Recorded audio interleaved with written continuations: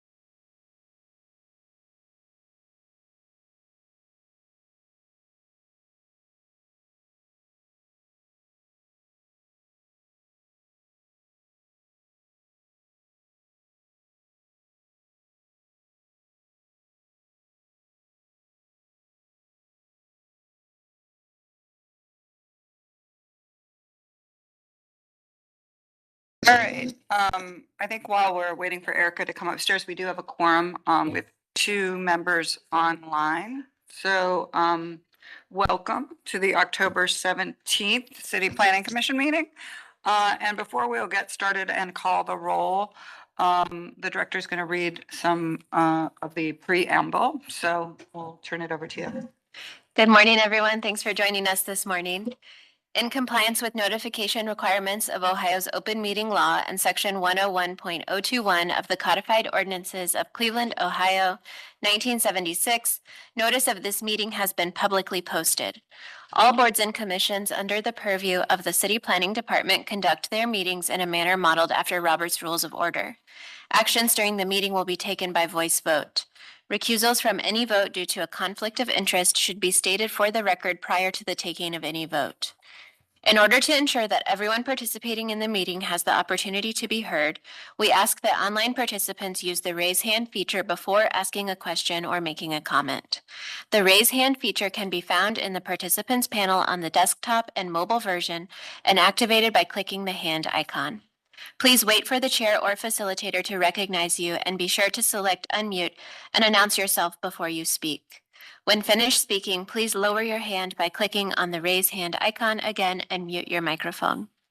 We will also be utilizing the chat feature to communicate with participants. The chat feature can be activated by clicking the chat button located on the bottom of the WebEx screen. All meeting activity is being recorded via the WebEx platform. These proceedings are also being streamed live via YouTube. All requests to speak on a particular matter submitted through proper channels have been considered. We have also received emails from those who have provided written comment on a particular matter. Proper channels for comments are listed below. Communication with members of this body must follow proper channels for consideration. Any comments received by the Wednesday noon deadline are collected by city planning staff and disseminated to the commission members prior to any scheduled meeting. Proper channels for public comment include sending an email to the cityplanning@clevelandohio.gov address with a comment or a letter, calling and or leaving a message at 216-664-2210, or sending a letter or dropping off comments at City Hall, 601 Lakeside Avenue, Suite 501, Cleveland, Ohio, 44114. Our meeting rules and procedures are that the chair will call each agenda item and then each applicant will be invited to proceed through their presentation. Each presentation should be completed prior to questions and comments from the commission in order to facilitate a smooth presentation. Once the presentation has concluded, the chair will ask planning staff to summarize design review advisory committee recommendations, if applicable, and any public comments received. Public comments received through the proper channels by the deadline are distributed to commission members prior to the meeting. Staff will also identify any members of the public present and scheduled to speak.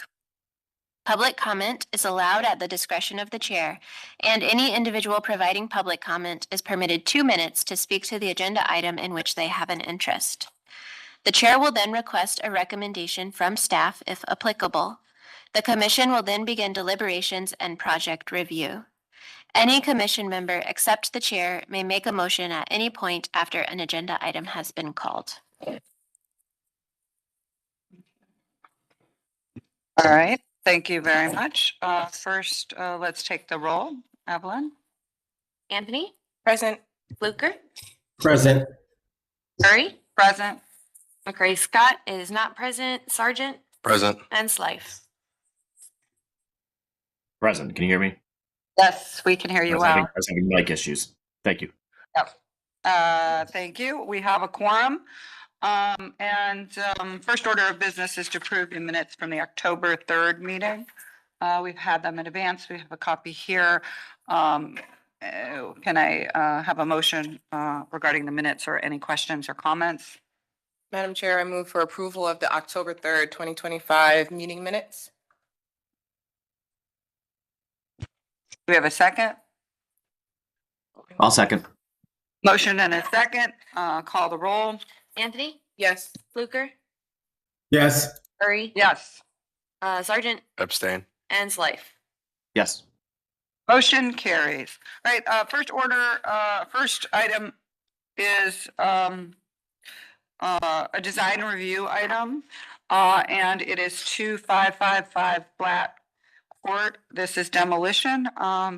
Good morning. I do not need to swear you in. And do you have multiple ones here? Yes, Okay, so I see three. three of them. 3 total. Okay, so we'll go with the first one. How are you today? Good. How you doing, Madam Good. Chair? Good to see you. All right. So my name is Wu John. I'm with the City of Cleveland Demolition Bureau. The first project up for demolition is the residential structure and garage nuisance abatement demolition at 2554 Black Court. Next slide, please. All right, and the owner is basically a Roth IRA. They've owned this since 2022. There's about nearly $6,000 in back taxes. It was just recently condemned in April of this year. We've had 3 complaints since 2023, 1 board up since then as well. And also the law department is prosecuting the owner and trying to hold them responsible for the demolition costs as well. And again, like I said, this has been vacant since 2023 and owned by a IRA account. And this is the site location is off of Clark Avenue and West 25th. Immediate area is surrounded by both residential and commercial. And on the West 25th is more commercial. On the other side is residential. You could just scroll through the pictures, let the pictures do the talking. I do have a question though. Yes, ma'am. If you go back to the map and its proximity to Central Villa, is the city working with around the parking needs and other things as you go back there? And is there? I see some additional land. I don't know if it's owned in the city's land bank. This one might require might be a really important conversation that you start to have with Janice and Central Villa about actually the kind of what is going on in the rear there. And it's probably not for you, but it's for the planning department to start those conversations. So, Thank you. yeah, okay. And so we can continue, and then, once we do demolish it and get your approval, again, we'll remove all hard surfaces, backfill with clean fill, seed and straw. Those are just the surrounding properties. That's a nice color there. And so we're seeking your approval on this demolition. Madam Chair, I move for approval of demolition Northwest 2025-018, 255 Blatt Court or demolition. Second. Motion and a second, call the roll. Anthony, Yes. Fluker, Yes. Curry, Yes. Sergeant, Yes. and Slife. Yes. Motion carries. All right, the second one is at 7628 Broadway Avenue. All right, so this is 7628 Broadway. It's a commercial structure that sits on Broadway Avenue.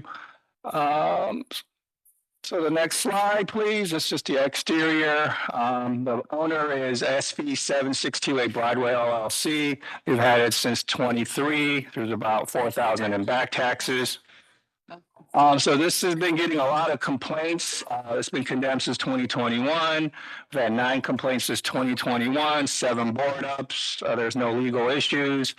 This has been vacant since 2021, and it used to be the Erie Savings and Loan Company. And so the site location is, right off of Broadway and Spafford Place. Immediate surrounding is both residential and commercial. And if you look at it from a narrower view, the property near the vicinity of Broadway are more commercial, and the rear is residential. And this is in pretty bad shape. I didn't want to bring this, but because it does have some nice characters, but it's beyond repair at this point. We got roof collapsing, dumping, and unfortunately, it's too far gone.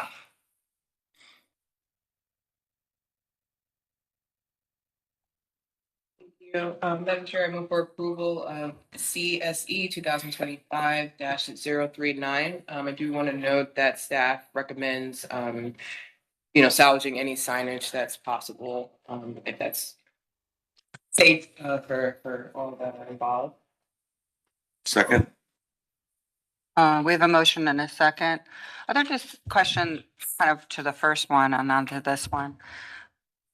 With these, I know you kind of put a lien on the property. How long does it take to end up into the county, into the city's land bank? So what happens is that the demo costs will be assessed to the taxes, and it'll go through a tax foreclosure process.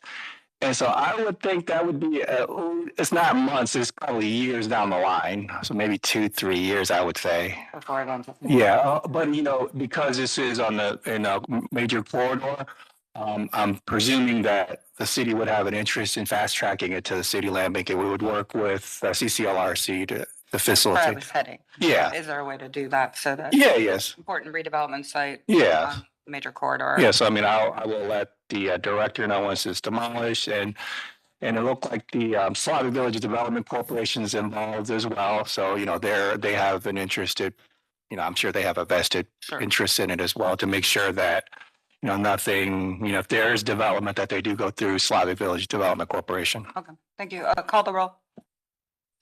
Anthony, Yes. Fluker, Yes.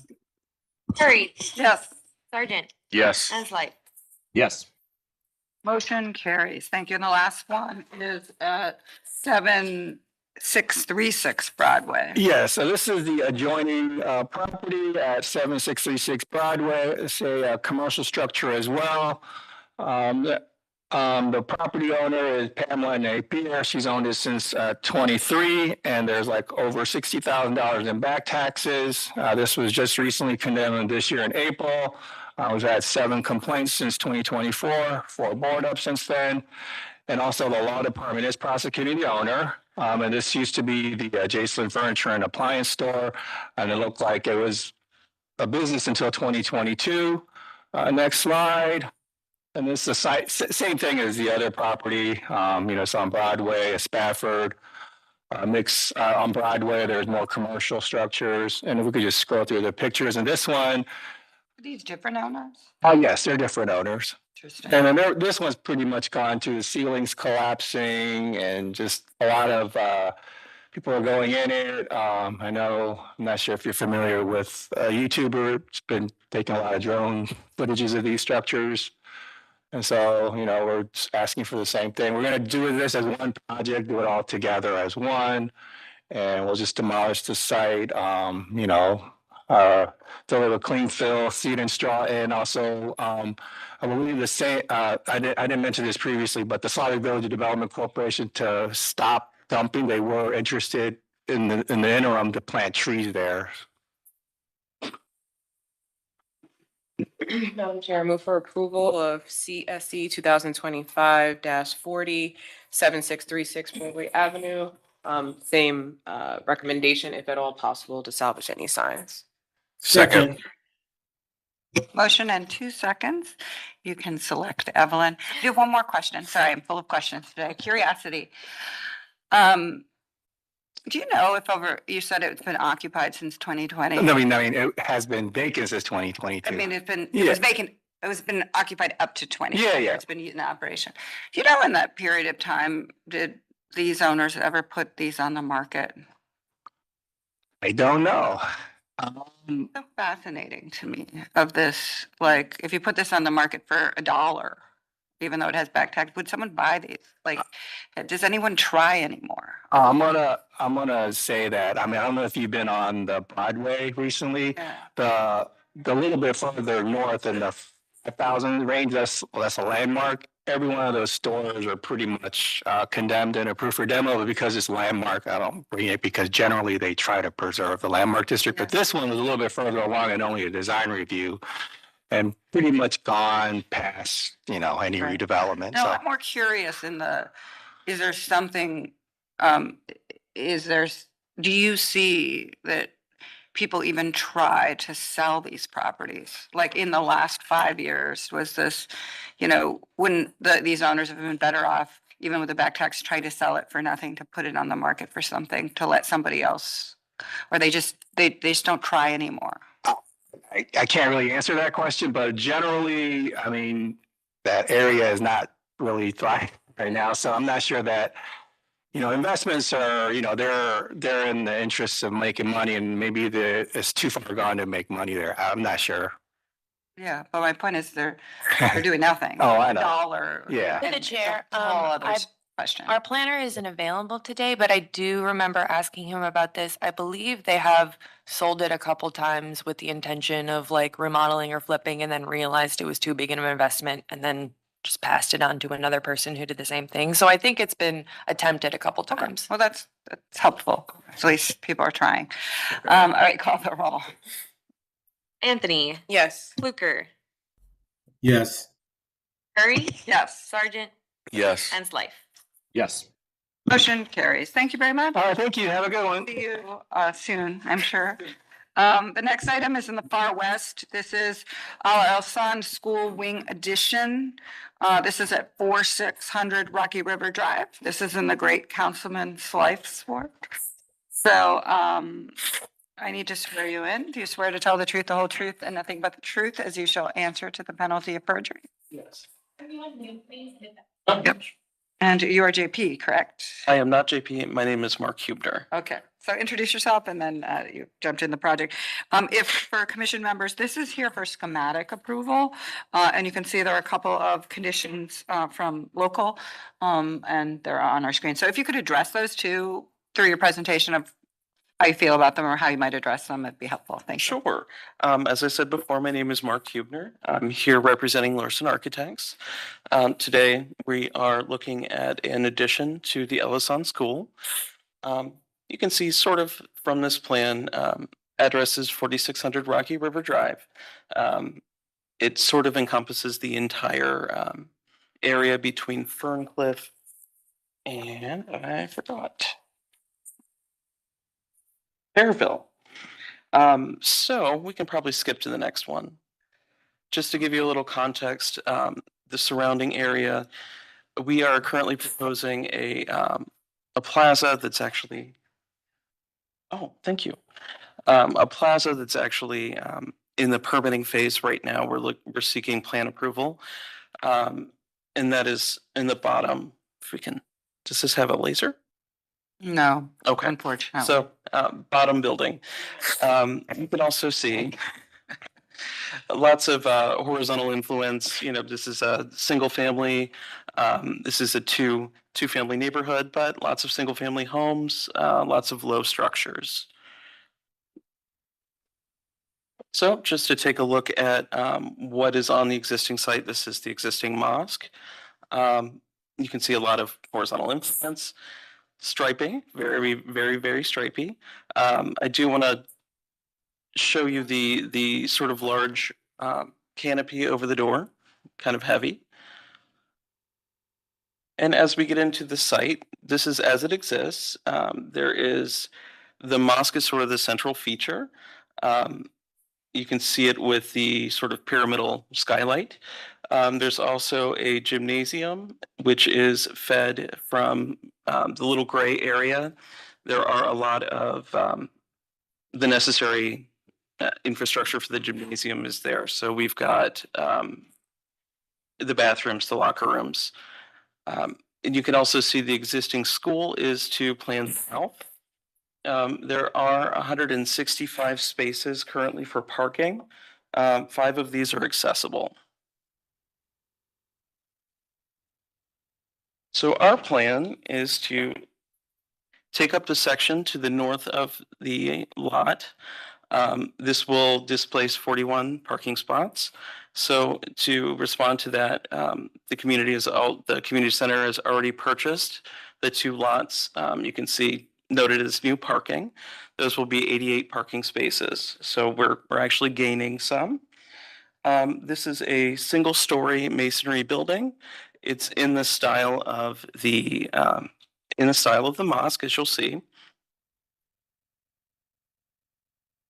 Now this comes as a need. They currently have a temporary classroom situation that the imam hates with a passion. So this is coming with a need for additional classrooms. This plan is phase 1 of 2. So the main plan is to take classrooms 5 and 6 and convert that into a library eventually. But this is just getting them the classrooms that they need right now. Pretty simple plan. You can see that it's axial. If you see the double doors, the plan for phase 2 is the corridor will continue. That section will be torn down. The mechanical room is going to feed both phases. The administrative area will also be getting larger, and the entry will be at the bottom in the phase 2. Programmatically, the doors that you can see here to the right, plan right, they are more of an egress. However, part of the local design review, they wanted it to lend something to the street, to have a little bit of a presence. They also asked that the corner, something different be done to the corner, just as a more interesting treatment. So we can see this is the elevation that would be facing Rocky River Drive. Let's see here. So you can see the double doors. That's the area I was mentioning. It's mostly for egress. However, we're treating it as though it's a main entry just to give a little bit more prominence on the street. You can see there are larger windows, as was requested by the local design. The bottom 2/3 of these will be spandrel glass, with the top as a clear story, and this is just for safety. And you can see the corner has a double door feature now. That will be the eventual library.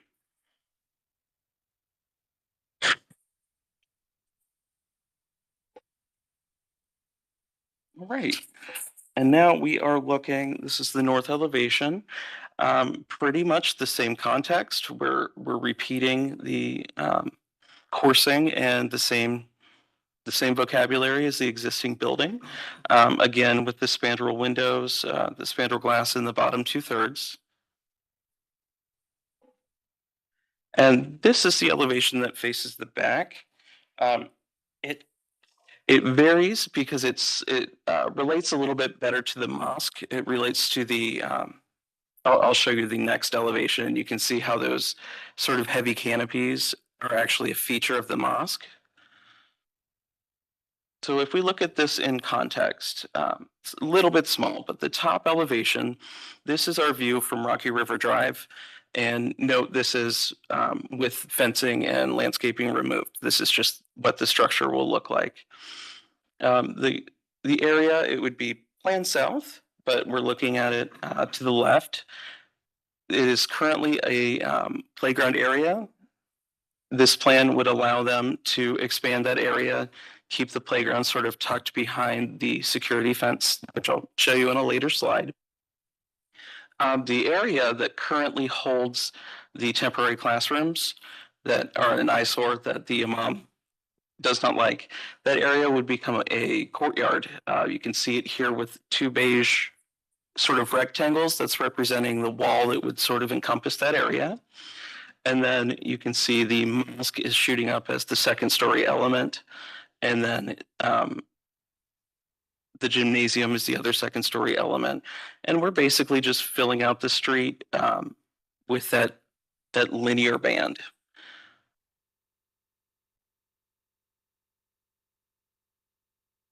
And to take a look at it in context with the proposed landscape plan, there's sort of an undulating design to the landscape. There is a masonry fence that creates a line through the street. It's more of a security purpose, but in order to sort of break up those lines, make it a little more friendly, there is an undulating planting. So the trees are on the front and the back of the fence. Can probably show you a little better here. So this is just an example of what the building would look like without the planting. You can see the addition has skylights. That was part of the local design committee. They also asked for some additional skylights, additional natural light. We are trying to push the HVAC back as far as possible. So in this view, it's not super clear, but it's about 32 feet from the wall. So you likely will not see that as an elevation. You'll see it in the elevation, but you likely won't see it when you're near the building. And taking a look at it in context with the landscape, the building sort of fades away. The intent is to fill out the street, create an experience from the street that reads as one item, but also it could feel a little, I don't know if the word militant or a little brutal without this landscaping. And here's just another view. Again, this is without the landscaping. See the skylights. You can see sort of how it relates to the rear of the building. The canopy near the mosque section, we're copying the same design for the canopy near the school. So that canopy will serve as the main entry to the building until phase 2, and that'll become a corridor. And looking at it again in context with the plantings, we've got some connections to the street. Most of this is for visual effect, just to make it seem more friendly to the street and will not be used programmatically.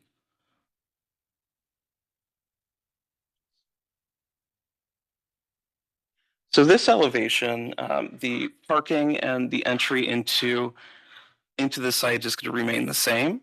We're simply screening it and making it a little safer and a little more friendly to the street. This corner represents the 2 classrooms that would eventually become the library. The idea is that this can become a courtyard.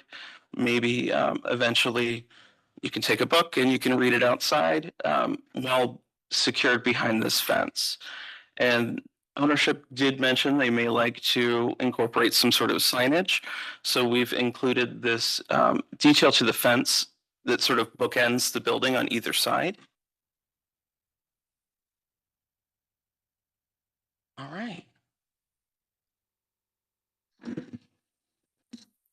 Commission members, ask online or, I don't know if the councilman has anything. I wonder how the staff feels about, considering final approval, but with the details coming back to staff or to the local, and if you want to give a report. Sure. Yeah. So this was seen this Wednesday at Far West Design Review for schematic approval. It was approved with the conditions that you see on the screen here about looking at adding some proposed lighting and landscaping islands into the parking lot potentially, looking at alternative facade materials or additional articulation of the Rocky River Drive facing facade.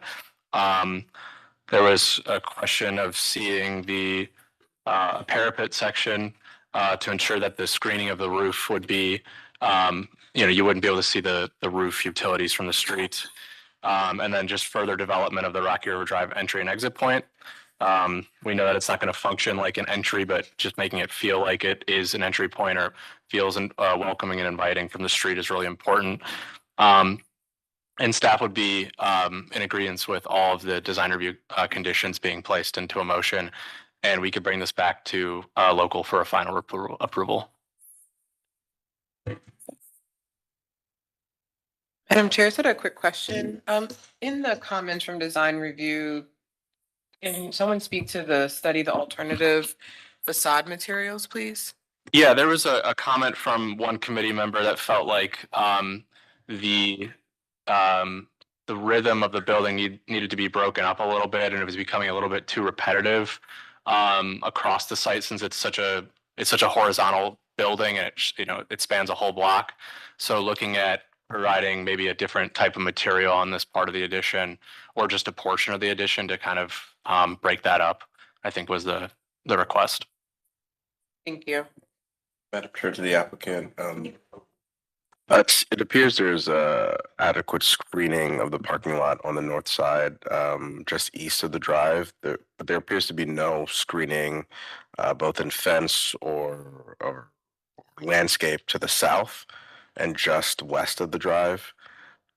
Is there any requirement from planning to require screening on that south side of the parking lot? I could try to answer that. I think there is a requirement of screening. I think there are some existing, I don't think it's shown in the renderings, but there's some existing shrubs and plantings back there as well as a landscaping strip. So it's adequate screening right now. As of right now, I think it meets the code.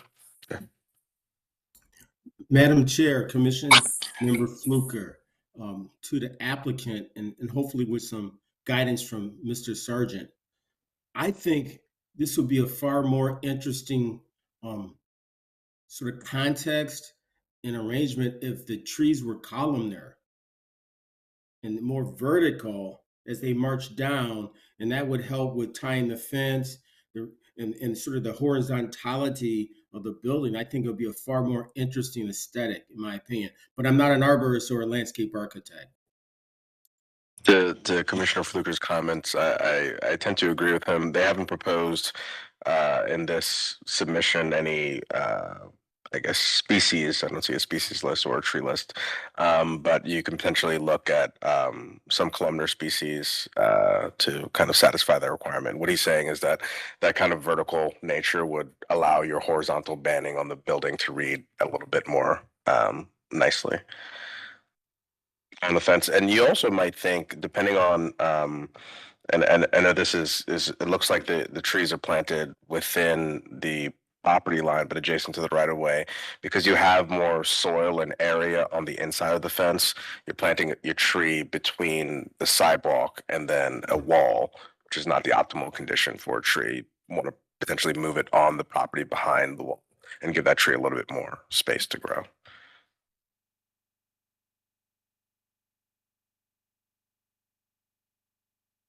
So if you do that, it'll feel like a wall up against the pedestrians, which is supposed to be a little barrier. So for such a long wall, I think you'll get, it'll feel like an interior versus a softer street. It'll hasten the street. That's the word is. So I think I could go either way, but so. These are for you to wrestle with and come back to staff. I think these are suggestions, not conditions, but things to consider unless someone wants to make them conditions. But Councilman, do you have anything?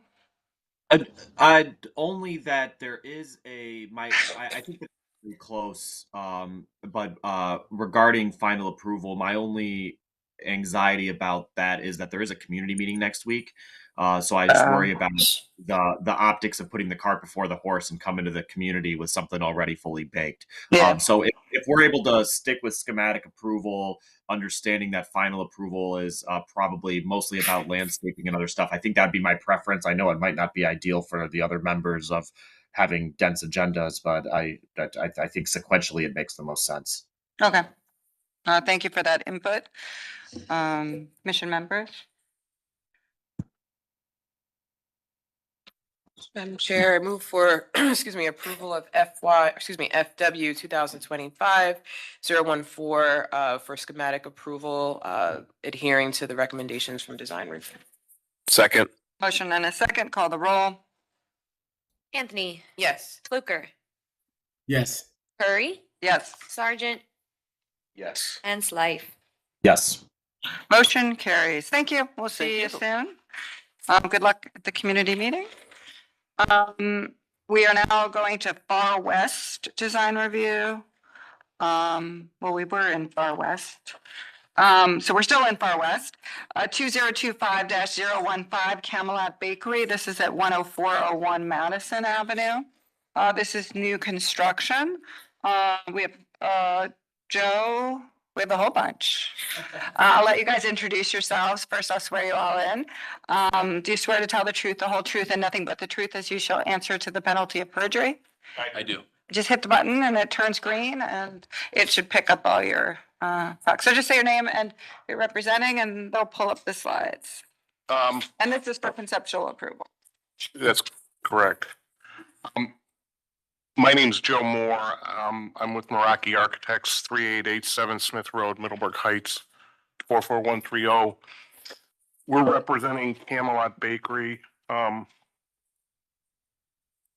Camelot Bakery is a commercial bakery that currently operates in a much smaller building on the lot currently. They are overgrown by much space. The project we're proposing is a new building, 116 by 86, approximately 10,000 square feet. For use as a commercial bakery business per owner's preference. They requested we try to design a facility in a mid-century modern character.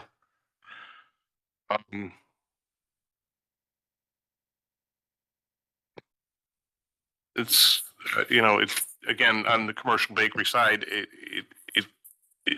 It currently has no retail element. Per the owner, they bake, pack, and deliver to local hotel businesses, restaurants.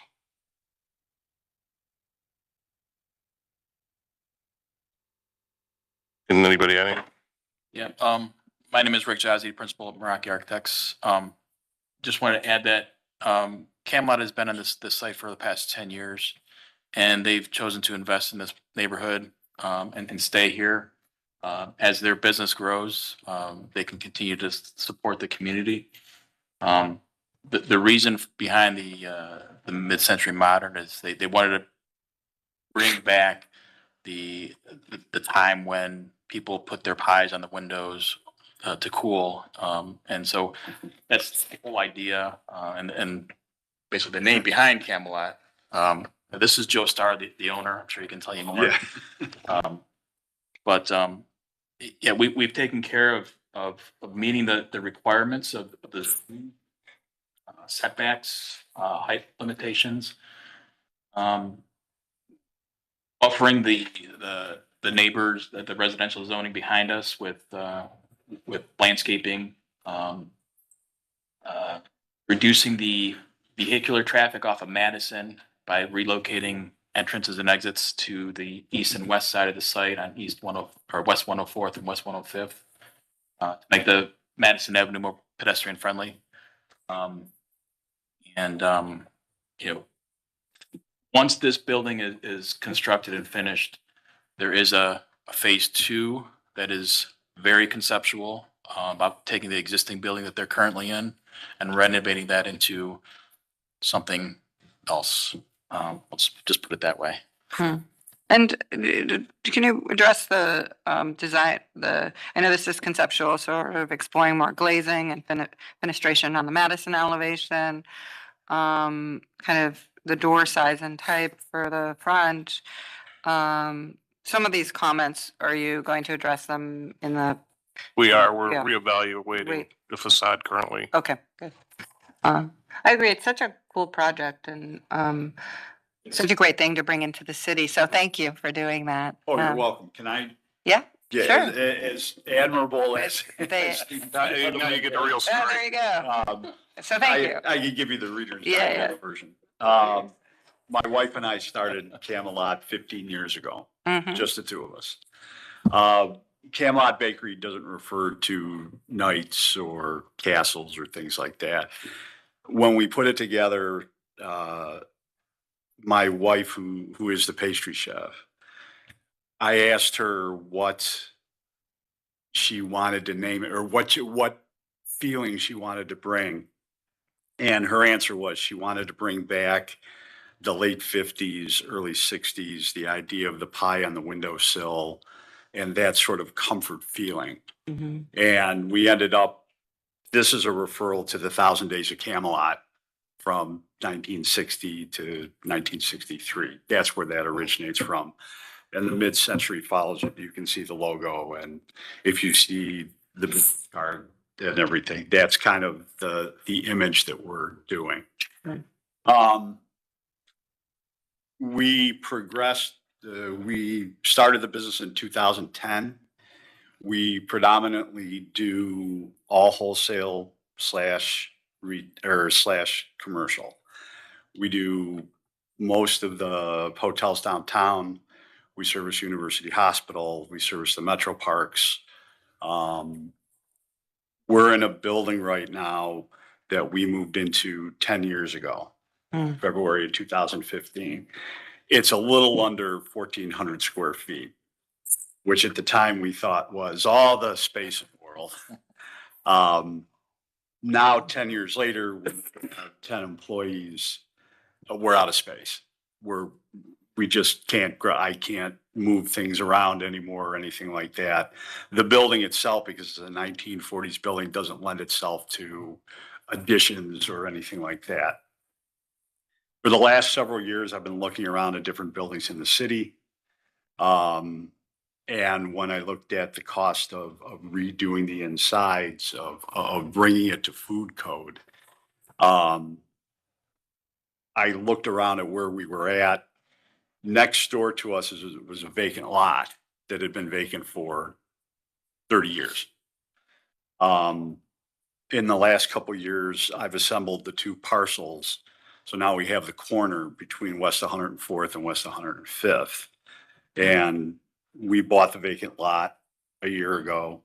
And this spring we closed on the building that we're in and the connecting parcel. So now we have the whole corner.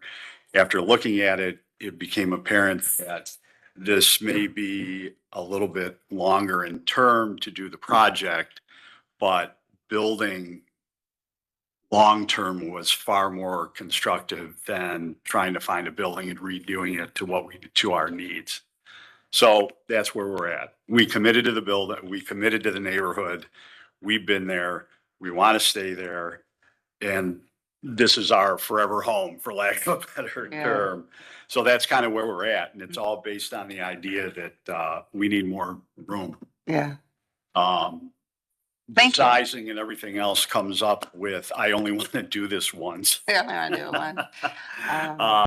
So I'm trying to assemble a facility that I believe will take us in for the next 10 years, 15 years, 20 years. Yeah. So that's kind of where we're at. Well, thank you. I mean, I just want to thank you for investing in the city and continuing to grow and create jobs and great food. And so, so thank you. It's a great story. And I think you're a little early in the process, so we'll give you some more comments. But first, just and foremost, just want to thank you. So, Madam Chair, could they go to the renderings? I mean, like to understand the sort of the massing a little better.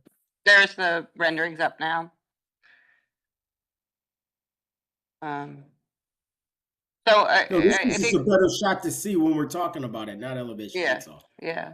So, and I was just going to finish. So I think that, I agree with the local comments, which is as you go into more development, it's so cool that I think this idea of more glazing and really if it's possible to also have transparency to what's going on in there, even though it's manufacturing, I mean, I know it's more kind of the larger and kind of food production for distribution, but it's so cool. So I think I'll let August go next, but I think the really good part is to be able to kind of celebrate this even more. August, go ahead.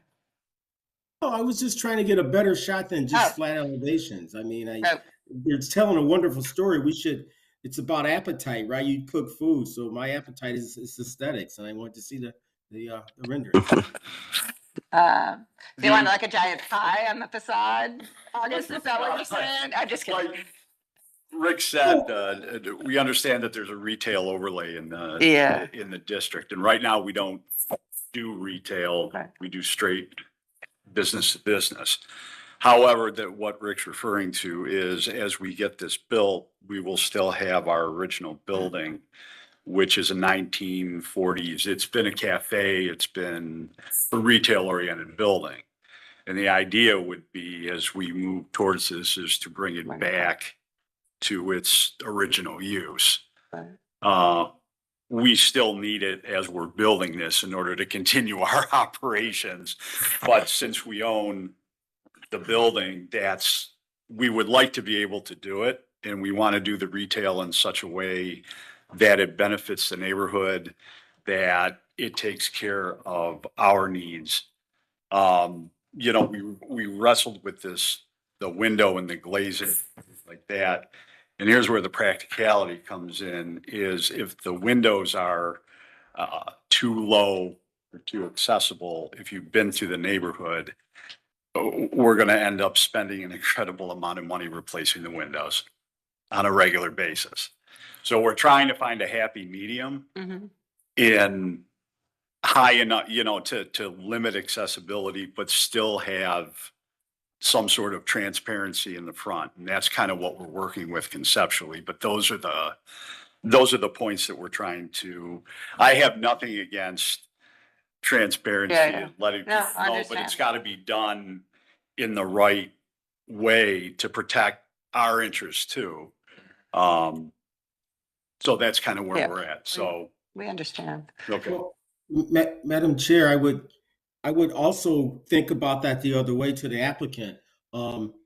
It's been proven in studies and results in workplaces that if you bring natural light in, you have less sick days, you have a better culture that you're trying to cultivate within your organization. I agree. And more importantly, I applaud you all for the colors.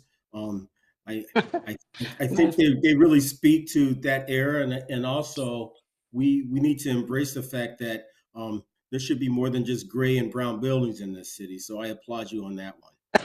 I agree. Thank you. How many jobs in there? How many people work for you? Right now we have 10. We'll be moving to 12. And that's, I can't put them all in the building at the same time. Yeah, that's great. We have a couple different, besides the regular bakery that we do. About 5 years ago, we started with I guess you call it a specialty item in there. They're soft pretzels. Wait, did you bring snacks? No, but the first place I can tell you is if you ever decide to go to Merwin's or Oh, yeah. one of the front and center things that they have is a jumbo pretzel. Yes, that's yours. That's ours. Oh, That comes out of that 1940s building. That's great. So there's room. This isn't really about trying to build a facility and hope to fill it with things to do. Yeah. Right now, we're turning away stuff because we just don't have the capacity to do it. So job-wise, you know, we're looking at as soon as I have a facility that I can use, we'll be hiring in order to staff up, because it's not a matter of looking for the business. The business is there. Right. So. Okay. I know you're at conceptual. Usually there's conceptual and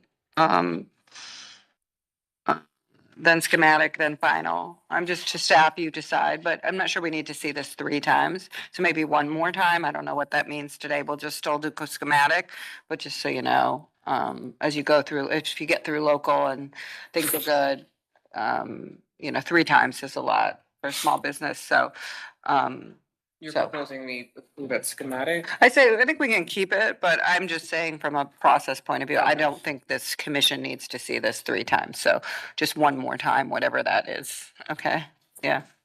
Okay,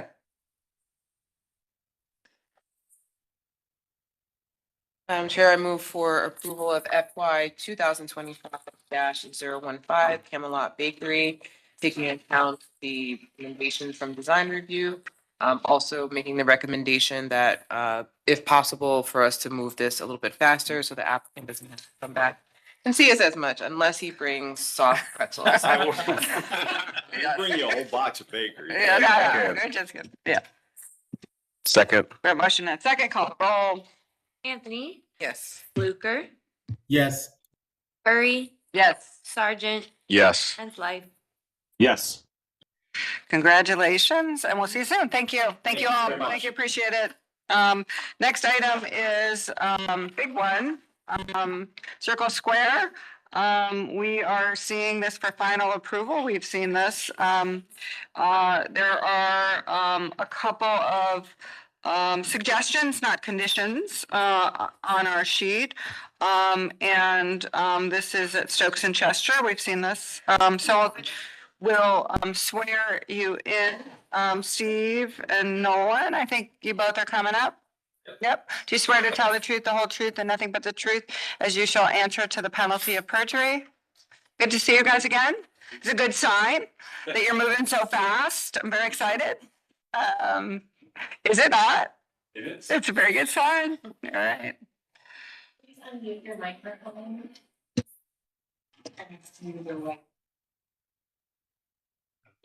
Start us off, Steve. Go ahead. Okay. I think we're just gonna jump in. We don't need any history of the project.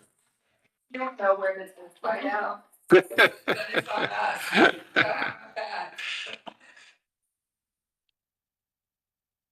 No, yeah, it's working. Okay. So morning, thanks for having us back. We're here for our final design presentation. So we just want to spend about 15 minutes to refresh you on the project, talk about the comments that we got at schematic design, and then talk about how we've addressed them.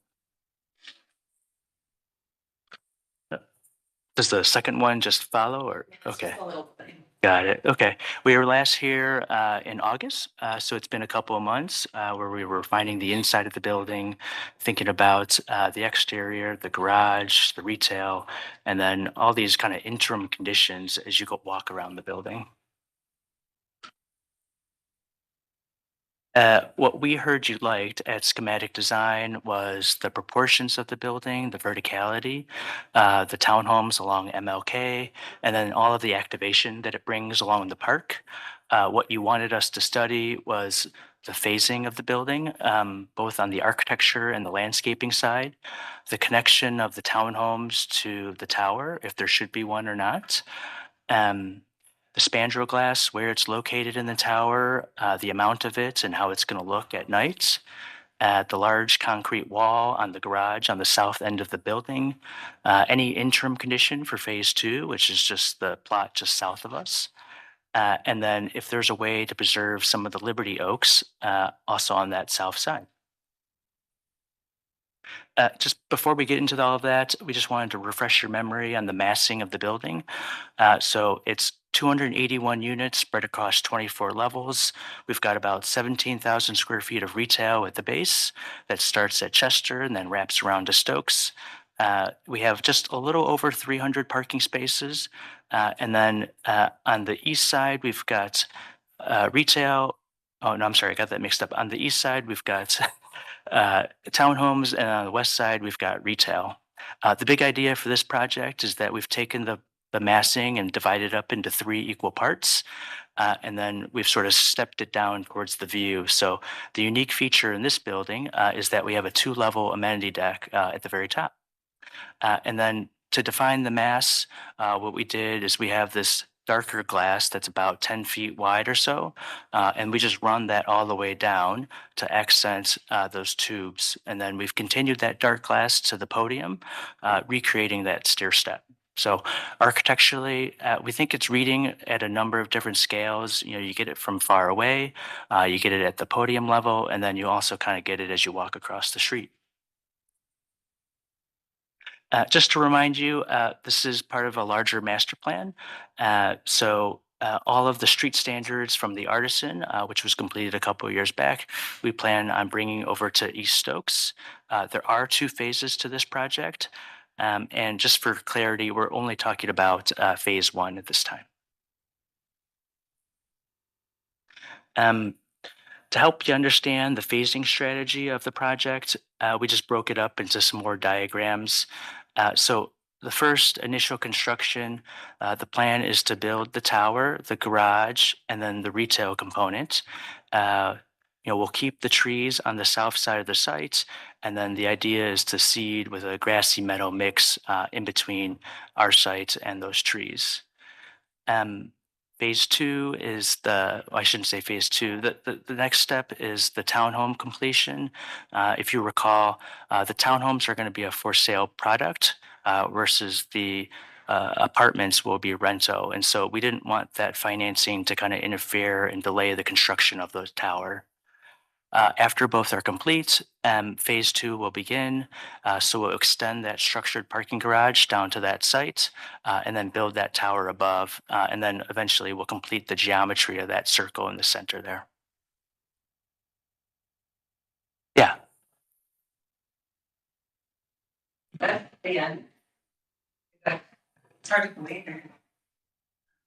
We have on the East Stokes block, which is what we're talking about now, we have a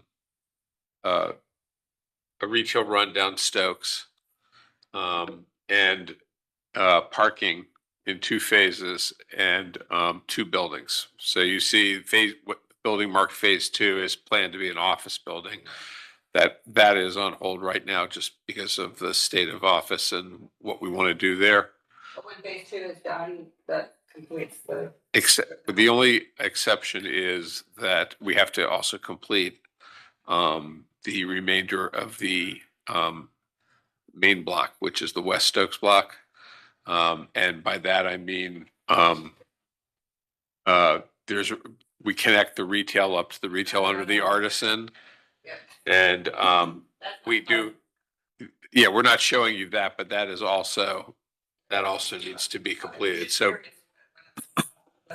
you've got that connection between the Artisan and Reserve Court and the building that goes on there, and then you've got the 2 phases on the East Stokes block, and that builds us out. I'm just amazed how old I'm getting that I remember the beginning and you're in the last phase. All right, keep going. I'm winning that race. Okay. All right, so just moving into the final design here. So this is a view taken from the lagoon. The building is made up of 2 glass types, the silvery blue and the dark blue. If you recall, in the schematic design, we talked about the silvery blue being more dynamic, so it changes based on the time of day. So in the middle, it'll be silvery blue, and then towards the sunset and sunrise, you'll get reflections in the color of the sky. The dark blue is intentionally supposed to be not dynamic and very consistent. So as the silvery blue glass changes, the dark blue one will stay very consistent. Looking at the building as a daytime shot, we do want to express the horizontal slab edge covers. So you'll see on the light blue, we expressed it as kind of a silvery white. And then with the darker blue, we've got a darker gray to accent it and get that sense of scale as you come down. Moving into a dusk shot, you start to see some of the animation in the residential building, and you also get kind of a glimpse of where the spandrel glass is. And then at night, you really get to see where that spandrel glass is. And then what's nice is that it still feels animated and you still get to see that kind of geometry broken down. Overall, the building is about 40% spandrel and 60% vision. And we're using the spandrel to cover up columns, mechanical units, and demising walls between the units. This is an elevation at the top of the building. You can see those 3 steps over there.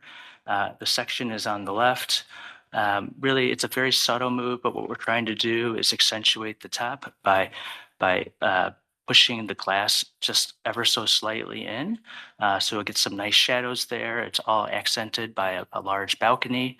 And then we're adding a mullion cap that just has a triangular head to capture the light as the time of day goes from morning to evening. Madam Chair, to the applicant, do you know what the finish underneath those balconies are? I see a lot of this expression here in Cleveland, and it's like a raw concrete finish under there. It always looks kind of like sloppily done. Oh, it will be concrete, yeah, because the structure will be concrete, but we'll paint it. Okay. So all they right. smooth it out, and then they paint it, and then there's like a little drip edge. So usually we like to paint it dark Okay. because you'll see less of that That kind of the imperfections. Usually, it just cracks and seems like people forget that people are looking up. yeah, right, yeah. This is just a graphic section of that top. So you see it's broken down into 2 levels. The first level is our social amenity space. So that's going to have your clubhouse, your lounge, your game room. All of that spills out onto the pool and the deck. And then on the second level is wellness. So that's fitness. There's a hot tub, cold plunge, and then yoga room. Getting back into the elevation, just to talk quickly about materials. So all that vertical spandrel glass that we are looking at in the night image, the idea is that it sort of disappears during the day. And so that spandrel glass is intended to match the vision glass, and it's the same with the dark. We are highlighting the geometry of the building. We're adding just a little bit of metal that comes down, and we think that'll look really nice. We've shown this to you in the past, but we just wanted to refresh your memory on what we think that space will look like. So the pool is in the center over there. You've got the Mondo steps in the middle. Just to the left and right of that is the social lounge spaces. And then on top of that is where you have fitness and the hot tub and the cold plunge. And then these are just the plans associated with it. And you can kind of see the interaction between the 2 levels. Looking at the overall building section, we've got 4 residential floor plates. The units range in size from a 600 square foot studio to a 2,400 square foot 3-bedroom. We do have quite a bit of 2,000 square foot 3-bedrooms at the lower tiers. We like that because it's closer to the park. You have a more intimate view of that lagoon, and we expect a lot of families to live here. Just moving down into the midsection of the tower, we've got 1 operable window for each room. Each operable window is about 4 by 7.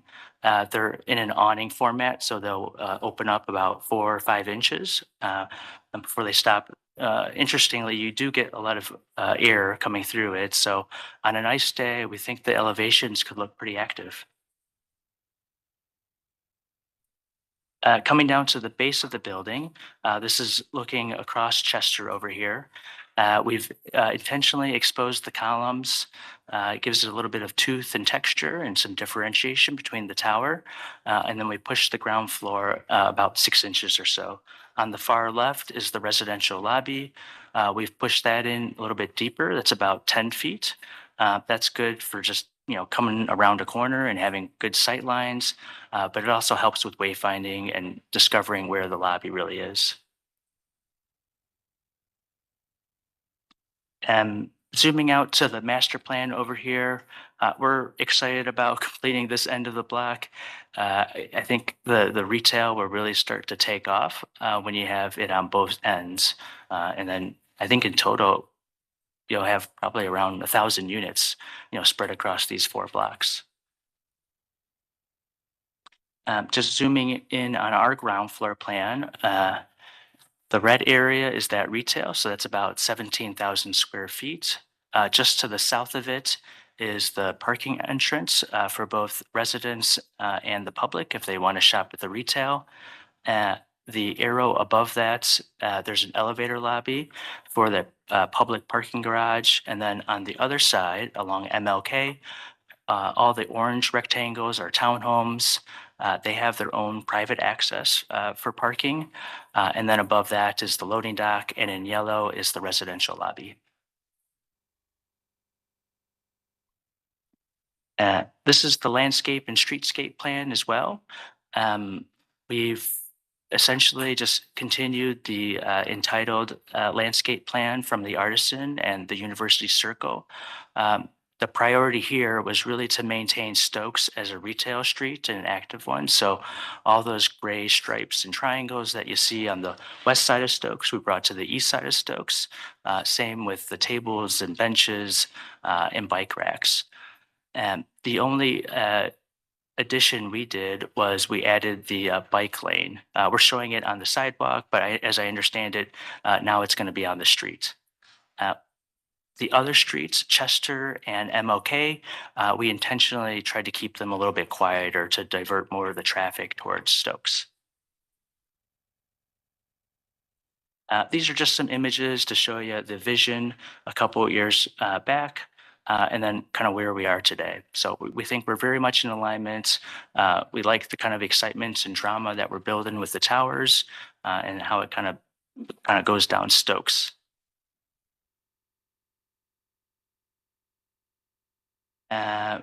Moving on to the lighting over here. The street lights on the left-hand side are the approved street light for the master plan. And then we just kind of dotted them where we have them in place right now. We're also proposing some lights at the residential lobby. And then, of course, all the linear lights that are on the street furniture at the Artisan, we would propose over here too, just to keep those spaces active, especially in the evening when the sun sets. A little bit about signage. We've got 4 types of signage. We've got canopy mounted, building mounted, marquees, and then soffit mounted. So along the east and north elevation, where you've got the townhomes and residential lobby, all of that will be canopy mounted. As you turn the corner on the retail, we think that's going to be a mix of marquees and building mounted, but would like to leave that up to the tenant that actually moves into that space. The parking garage and loading, all of that's going to be building mounted. This is a larger view of that perspective at the corner of Chester and Stokes. What's nice is you can really see that differentiation between the dark and the light glass and get a sense of scale. So it's not overwhelming when that tower comes down. If you recall, the building does cantilever over the property line a bit. So there's probably about 8 or 9 feet between the face of the retail and the tower above. We think that's nice because it'll provide us a lot of coverage. So if that becomes a restaurant in the corner, you just get some shade, or if the weather's not that great, you can still eat outside.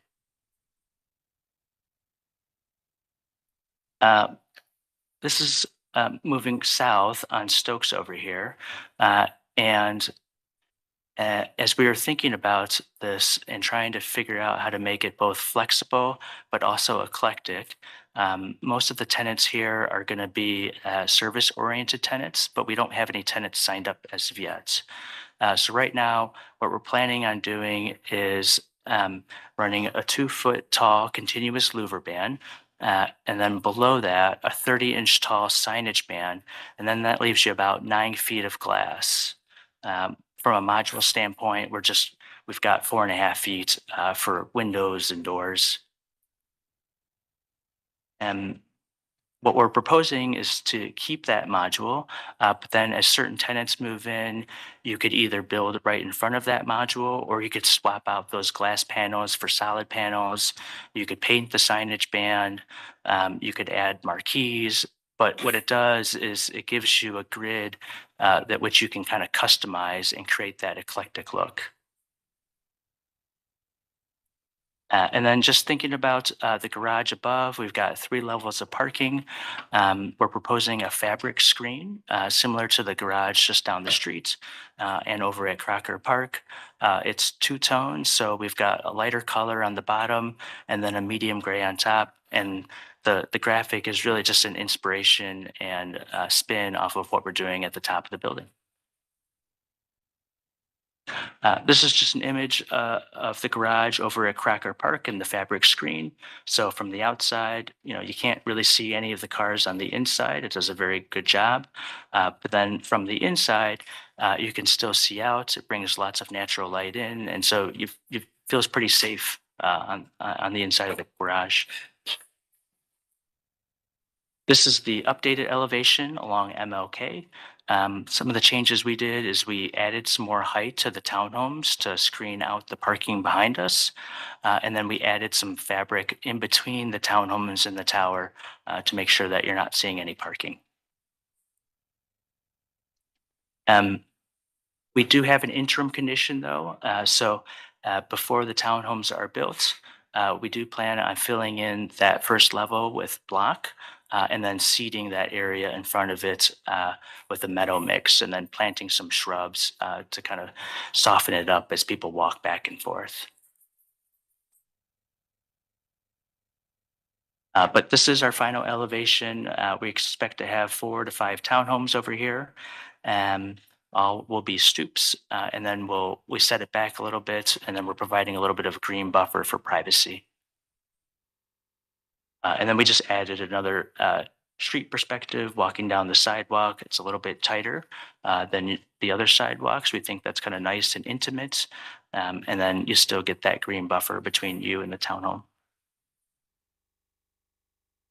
Just also to refresh your memory, where the tower was kind of blue, glass, and steel, we do think it's more appropriate to have the townhomes be more earth tone. And more private. So the base material is a fiber cement taupe, and then there's a dark gray accent on the right over there. And then each of them have a bay window where we're proposing a mixed palette that kind of ties it all together. We did look at trying to integrate some of that fiber cement into the tower. We were too embarrassed to show you, but just from a design perspective, we really think that the tower wants to be kind of glass and steel and reflective of the sky, whereas the townhomes want to be more earth tone, private, just in smaller windows. The last elevation is the south elevation. So we're standing where phase 2 will be and where you extend the garage to the south of us. So the idea is to continue that split face CMU around the corner, and then we can decorate it with art or posters at the base of the building. Last couple images here, we wanted to point out that we've got some really beautiful trees on the south end of the phase 2 site. And they have lots of foliage. And what's nice is that they kind of screen out the parking garage. So as you're driving down Euclid, you'll really just get kind of a glimpse of the towers poking up above the trees. That is it. That concludes our presentation. So if you have any questions, we're happy to answer them. It's not a design question, but just wonder as I think I asked this last time, especially on the artisan in here. You believe when this is up, there'll be enough mass to kind of think the retail will start to kind of, do you know a sense of what the type of retail? You Yeah. said more service oriented, right? The type of retail we've always advocated for this location is a combination of food and amenity retail. So bank branch, dry cleaner, the day-to-day errands that you want to do together with, we'd like to have at least one bistro type restaurant and some ethnic foods. We originally had planned on doing trying to do a grocery store here, but with Myers opening up a couple blocks away, and the last thing, we want them to be successful, so we want to be additive. So we've dropped that plan and we're looking at other anchors. Okay. for this area that are additive and hopefully support Myers. Yeah, yeah, I agree. Oh, thank you.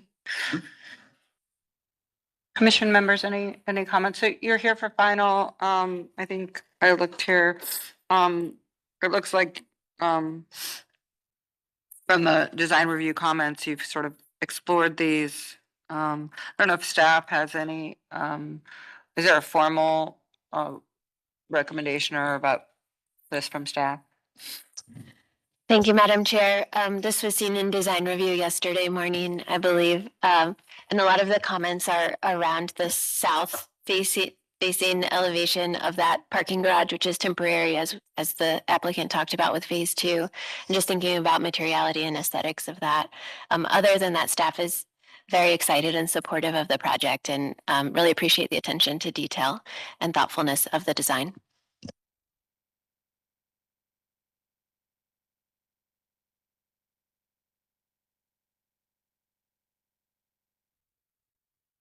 Any other comments? Yeah, Madam Chair, this is August. I'm curious about what the price point might be for your for sale townhouse units.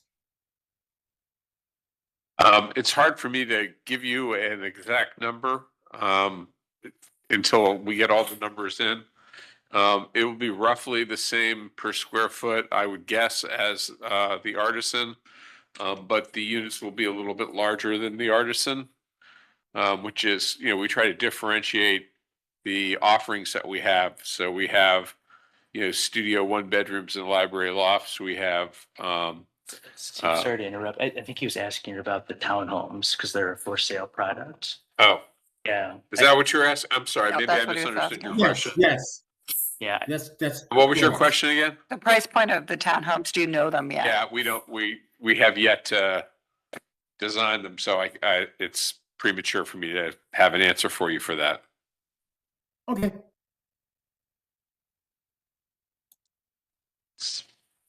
Misunderstood.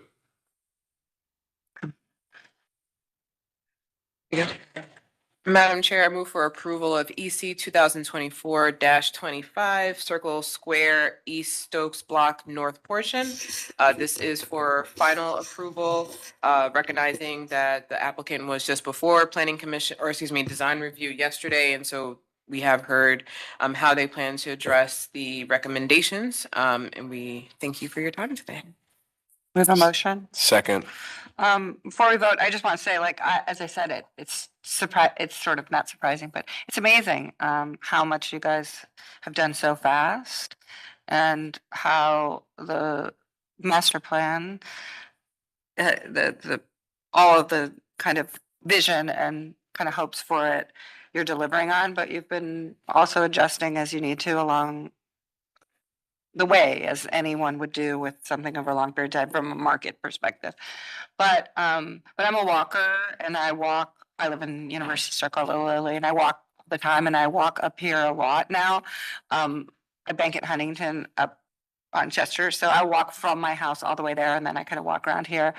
And it's extraordinary what's changed in just a short amount of time. And then when this building comes on and the last one, it is a place. And so I think my just reflection is just that the power of the original vision and what you guys did to kind of along the streets was the biggest move that was actually the right one.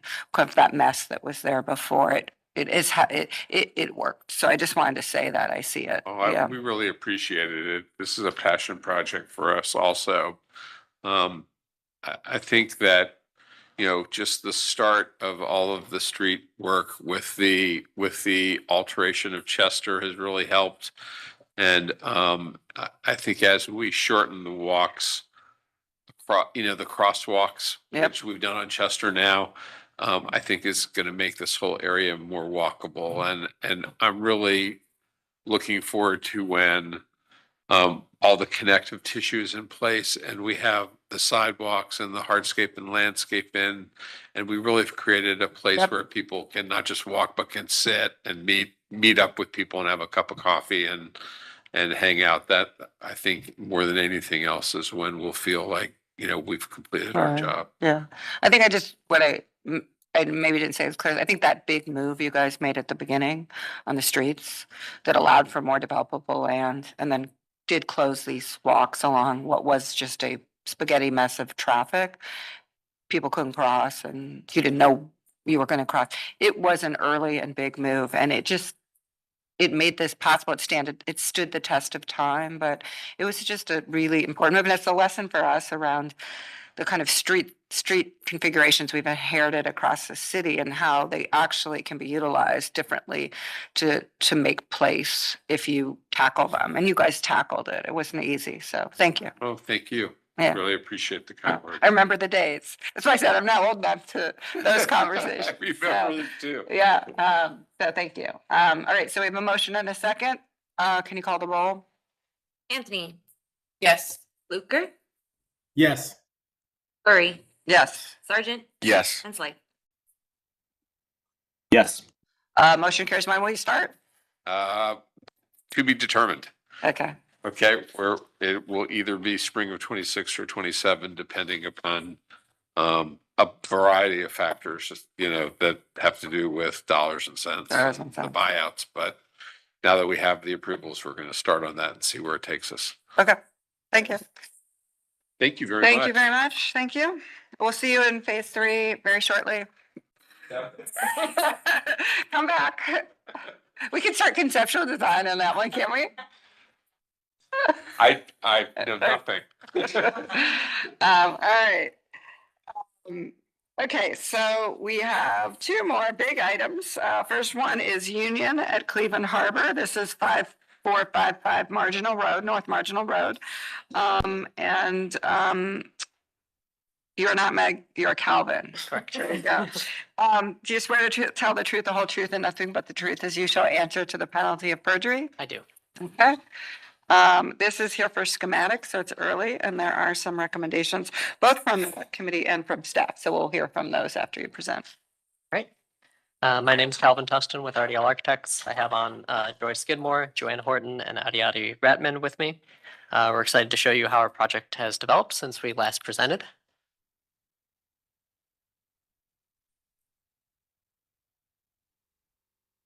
The agenda. And then again, I'm representing RDL Architects and also representing the Annex Group, who's the developer, and we've added a landscape engineer pod design.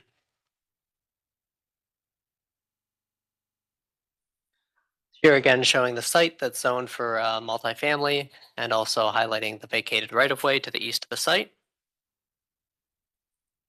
Here we're showing the transportation along the lakefront. We've got the lakefront bike path that's under construction right now. That is along our site boundary. We also have the RTA bus route along East 55th Street there adjacent to our site. And then here also showing the waterfront context north of the shoreway for the project.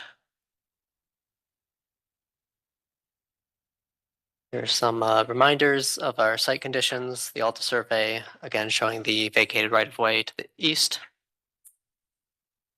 The existing site conditions, some photos showing what the site is looking like at this time. And the tree removal plan on site, as well as the trees we'll be preserving along the southeast hill. And then we'll also show the proposed trees that we're providing in the landscape plan coming.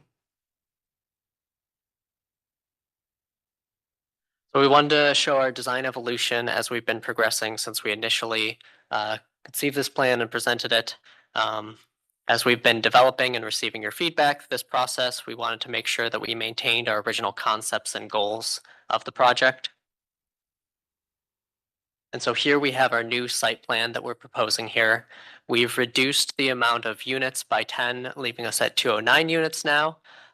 We have received confirmation on the easement, which has allowed us to relocate all the parking that was north of the site now to the south and east of the site. We're also providing 12 exterior bike parking spaces, as well as 36 inside the building. We've added amenities, including community gardens, a multi-use lawn along the lakefront, a gazebo, and a continuous looping walking path that weaves around the building. We also shifted the playground that was up along the lakefront now further into the forecourt to protect it from the lakefront edge.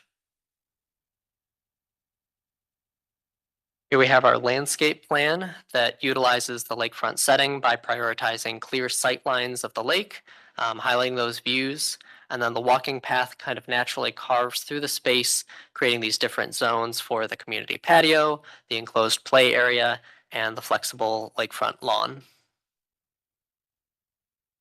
Our planting selections, they're all low maintenance, suitable for commercial applications, and proven to withstand lakefront winter conditions.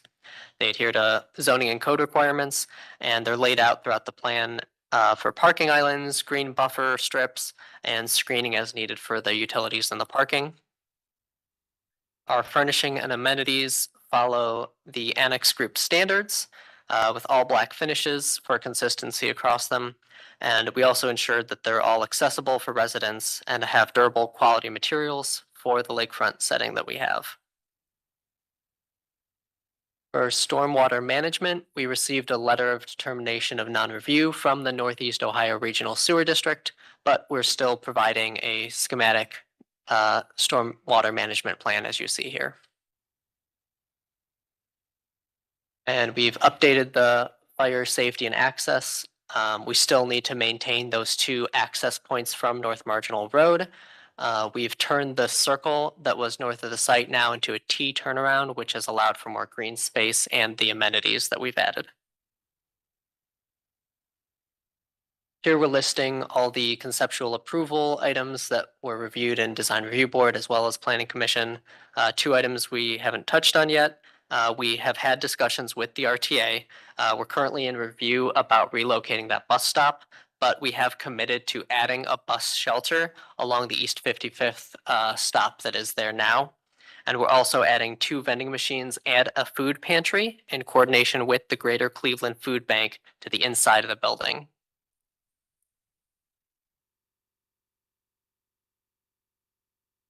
So here you can see our updated floor plan, which shows the internal bike parking spaces, as well as the vending machines and the on-site grocery and convenience and food pantry that's been added. You can see our upper floors. And then as we've been developing our facade more, we wanted to keep that desire for a contemporary, inviting, and coastal design. So here we're showing our materials for the facade. We have brick along the first floor that then rises up to the second floor at the ends of the buildings. We have a deep ocean blue board and batten fiber cement vertical that is at all the protrusions with the hardy panel inlays and recesses of horizontal fiber cement siding. And here in our facades, you can see how combining that rhythm in the massing with our colors and material selections helps kind of break things up. And the combination that we used with the massing, colors, and materials. And especially along the longer facades, that combination really does reduce scale the building. So here we have a view of the front entry from the south side of the building. You can see how we're maintaining our green corridors, green buffers along the building front, as well as the parking islands. Here we have a view of the lakeside entrance to the north of the building. And you can see the community rooms stepping out and connecting with that looping walking trail that also connects with the pergola and the playground area.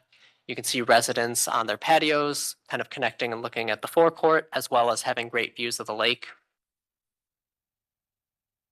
And then here's a view of the lake, kind of showing the building in full context, highlighting that multi-purpose lawn, showing the community garden, and all the landscaping that we have developed. So thank you very much for your time and allowing us to present.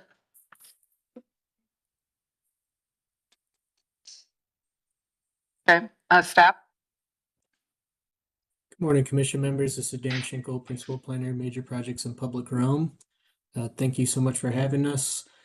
Just wanted to, before we jump right in, talk about the city's position overall on bringing affordable housing to the lakefront. It's something that we're very much committed to, and something that we're trying to do on our own projects, both at the lake and the river, and doing so in a way that where there's sufficient support amenities provided, where public space is preserved at the water's edge, and public use is prioritized. So the particular isolation of the site, the constraints here certainly raise some concern. And we think that every consideration should be reviewed to ensure the viability and quality of life of residents is essentially accounted for. We have 2 recommended conditions today.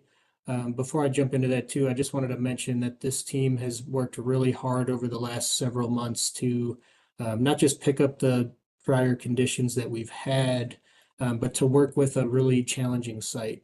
It's a site built on fill next to an airport, a lot of prior city agreements even for the land and the adjacent areas pre-COVID. So there was a lot to balance and work through.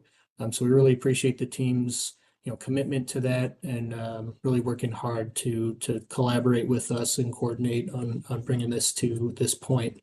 We also want to just commend them for meeting the sort of more closely to the original agreements with the city and having no parking at the lakefront edge. I think the design has advanced really nicely at this point. So our 2 recommended conditions are limiting the driveway dimensions to about 20 feet, and prioritizing the trail users on the new North Marginal Trail that will be, it's actually under construction now.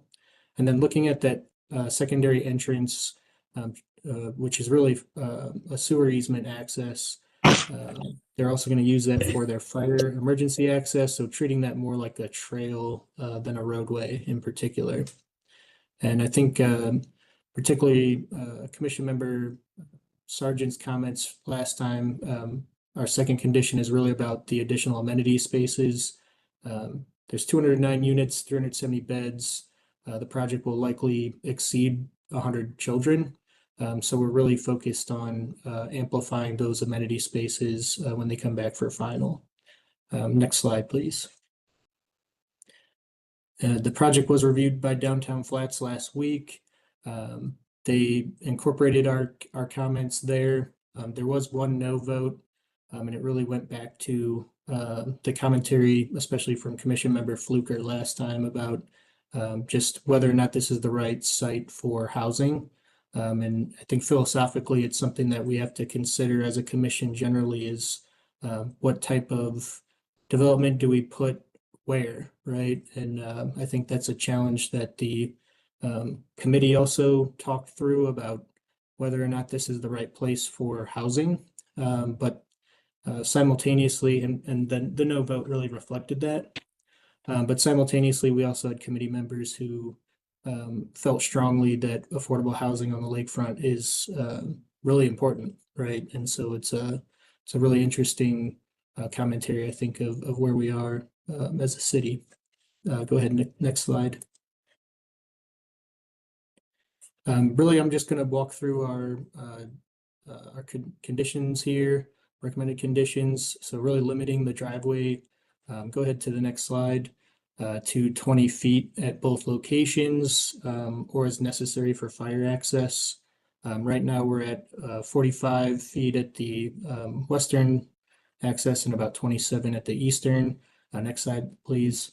So we're just really looking at minimizing those entry points, really for the benefit of trail users and to keep them out of a BZA process for exceeding the code maximum. Go ahead to the next slide. The rest of what we're talking about today is really about the amenities. So right now, obviously it's schematic design. They're really showing us some conceptual landscapes.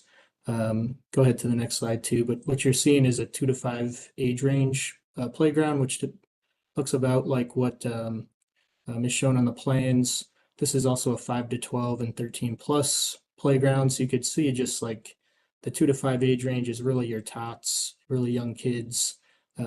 As they get older, they need something a little bit more challenging. So you could see how older kids here have, in terms of developing their motor skills, they're getting into a lot more challenges with what play can do for them. Go ahead to the next slide. So really looking at how we advance those things on the site, providing, knowing that there's so many kids, but then also just 370 beds in general. Right now, we're only showing about 3 tables and chairs, 3 picnic tables, 4 benches. We really want to see those amplified. Go ahead to the next slide. And so I just put a couple images here for comparable unit counts in the area and their amenity spaces. So you just see the square footage that some of those amenity spaces take up, the amount and variety of seating that's there. Go ahead to the next slide. So we really want to see that advance as they get into final design. And then also thinking about how that fire access drive can be a year-round amenity space without impacting fire. So you could imagine the T intersection or the T turnaround, excuse me, that could back in right to a basketball court or something of that nature. Some posts could straddle that T turnaround to create, pickleball or tennis, things like that. And then always thinking about the quantity of residents and the basketball hoop on the right is really like joint play, a collaborative group play. Next slide. And just given our location on the lakefront, what we hear in all of our community engagement is that we never have enough swing benches. So something to consider for the applicant as well as they move forward. And that's all I have. Thank you guys so much. I'm just throwing the conditions back on the screen here and appreciate the time. Do you have a response to these conditions? Joy, would you prefer I speak to that or would you prefer to speak to that?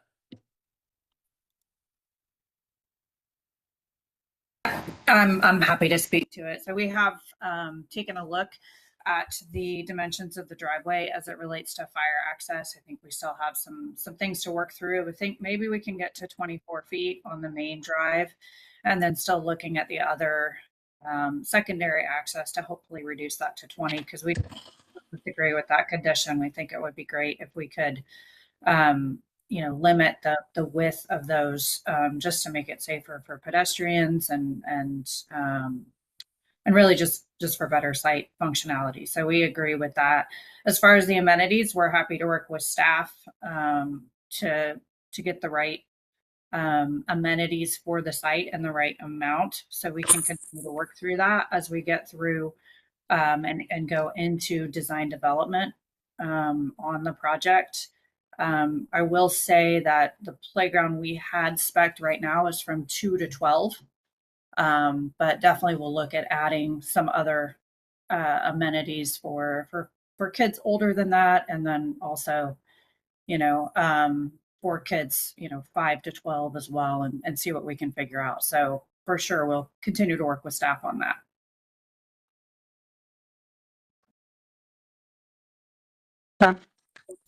Commission members, any questions, comments, or Yes, thoughts? Madam Chair, August. I think we've established in our last presentation, we heard from the applicant that this bus line is the end of the line, number one. Number two, it doesn't run on weekends. So we've essentially created a very car-centric development here. And I suppose that's okay if we are intentional about how we provide wraparound amenities and services to those who, for the most part, don't have access like we do. I'm just going to throw out a couple things that I know for a fact. I don't know how many of you guys take public transportation or even walk in your neighborhoods. I can tell you unequivocally, if someone were leaving this site, let's pray that this property owner and applicant will plow their sidewalks. You get to East 55th, you're on your own. You're in the street walking. And so when we start talking about this being such a great site, it's a great site if you own a car. It's a great site if you're upwardly mobile. It's a great site for those who have more means, in my opinion. There's examples of public housing on waterfronts. Isolation is the first thing I think of. And You know, I do appreciate the applicant trying to strive for a higher quality um, product, obviously providing some amenities, but I think you all need to do a little bit more. As it relates to the drives, that's sort of the dichotomy and the conundrum we've created here by creating such a car-centric um, destination. The smaller or less wide you make those drives are going to make it really complicated for those driving, especially with vehicles getting larger for whatever reason. That's an American thing, obviously. And so, you know, I think there's a happy median. I think 20 is pretty tight for a primary drive, especially we have a confluence of cars coming in and out. So I'm sure there's a happy median to protect everyone. Those are my comments. You know, I wish you luck. I think we need to be not just stop here, but we need to look at the wider community and see what we can do in this community to create a more inclusive environment, regardless of where you develop.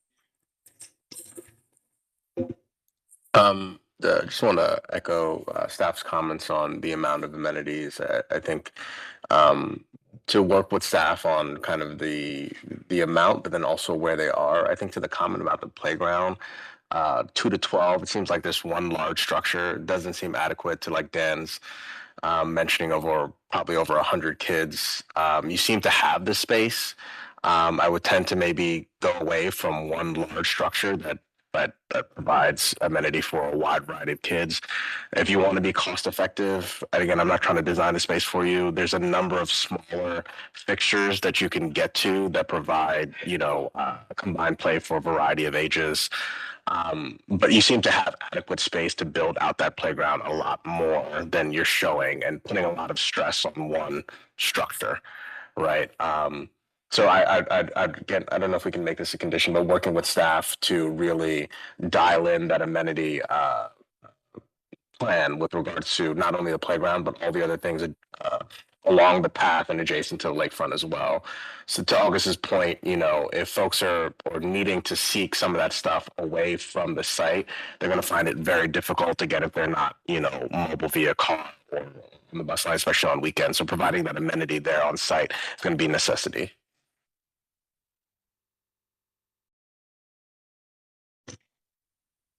Anybody else? So we'll ask this question. I know this is also schematic, because I think the major piece of work is the amenities of this. Well, I think where the focus should be. So that's to the director. Do you want this to come back to the commissioner, or can they work with staff on the kind of full range of the amenities? Or to my commission members, I guess is the question. I'd personally like to see it again. Okay.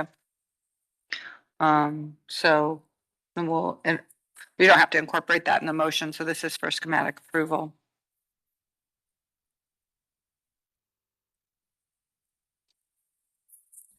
Madam Chair, I'll take a stab at forming a motion if there are no other considerations to provide from the commission. Go ahead. I move to approve Design Review 2025-21 Union at Cleveland Harbor with the caveat that the applicant continue to work with staff concerning pedestrian safety with regard to access to the site. Continue to look at the amount and increase the amount of amenities and the diversity of amenities to accommodate the populations considered, and to strongly think about how they can talk to RTA and other partners who have the agency to bring transportation to this site. Second. We have a motion and a second. Any other comments or we'll call the roll? Anthony, Yes. Fluker, Yes.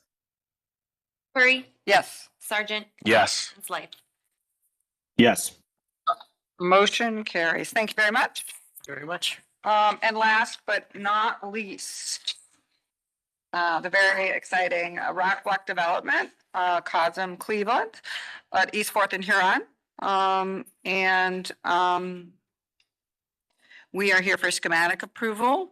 It was seen by local. There are some comments.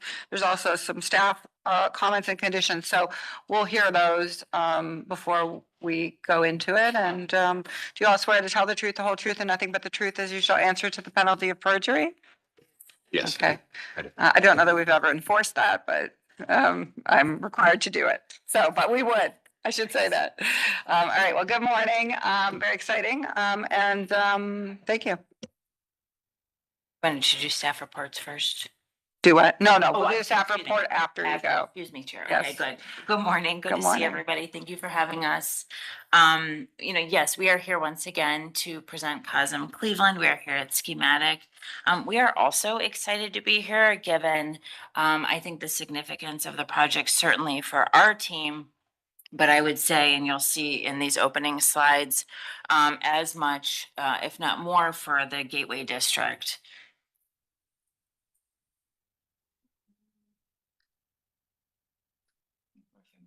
I just wanted to kind of show, for many of us at the table, the site, and even after Bedrock acquired it in July of 2023, this site was called the former nucleus site. For us, its future as a rock block really demonstrates the importance of a single block within the Gateway District, both as connective tissue, certainly between the warehouse district and the arena district, but also as a reinforcement for what we have been talking about so much as a city, and the notion of shore to core to shore, and reinforcing and leveraging investments around the city, not only to build economic and community development, but to connect our waterfronts in this rare opportunity we have to have both a beautiful lake and a beautiful river. I know that this committee is familiar with our site. We did want to acknowledge within our context the deference that our site pays to things like certainly the existing major drivers of the buildings I mentioned, but the future and the potential of spaces like Meet Me Here Park, which is a kind of a new and evolving green space across the street from us, or we're across the street from them. And the one-way pairs initiative that we know, while still in pilot or the initial phases, has certainly impacted our discussions around circulation on Can you our go site. back one slide? Sure. I love this slide. Oh, yeah, this is, No, thank the you. one more.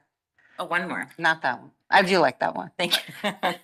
This one, This yes. one, because I just want to point out as a FYI, like the connection of really showing the arcades in this and the site, even East 4th Street, obviously.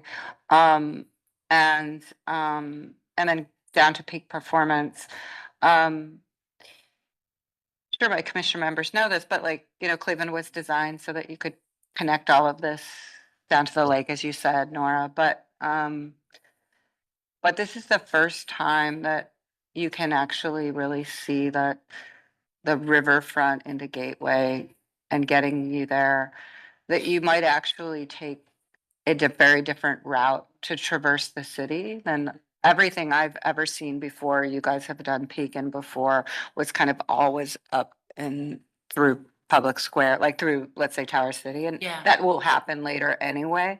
But this is the thing that I think for me, people have been asking for a while about downtown is, how is this all going to connect? Mm-hmm. And it's the first time I've actually seen it in a plan that makes me super excited. So go on. That's just a promotion. Oh, Promotional, but this is like when you saw the early kind of diagrams of Gateway.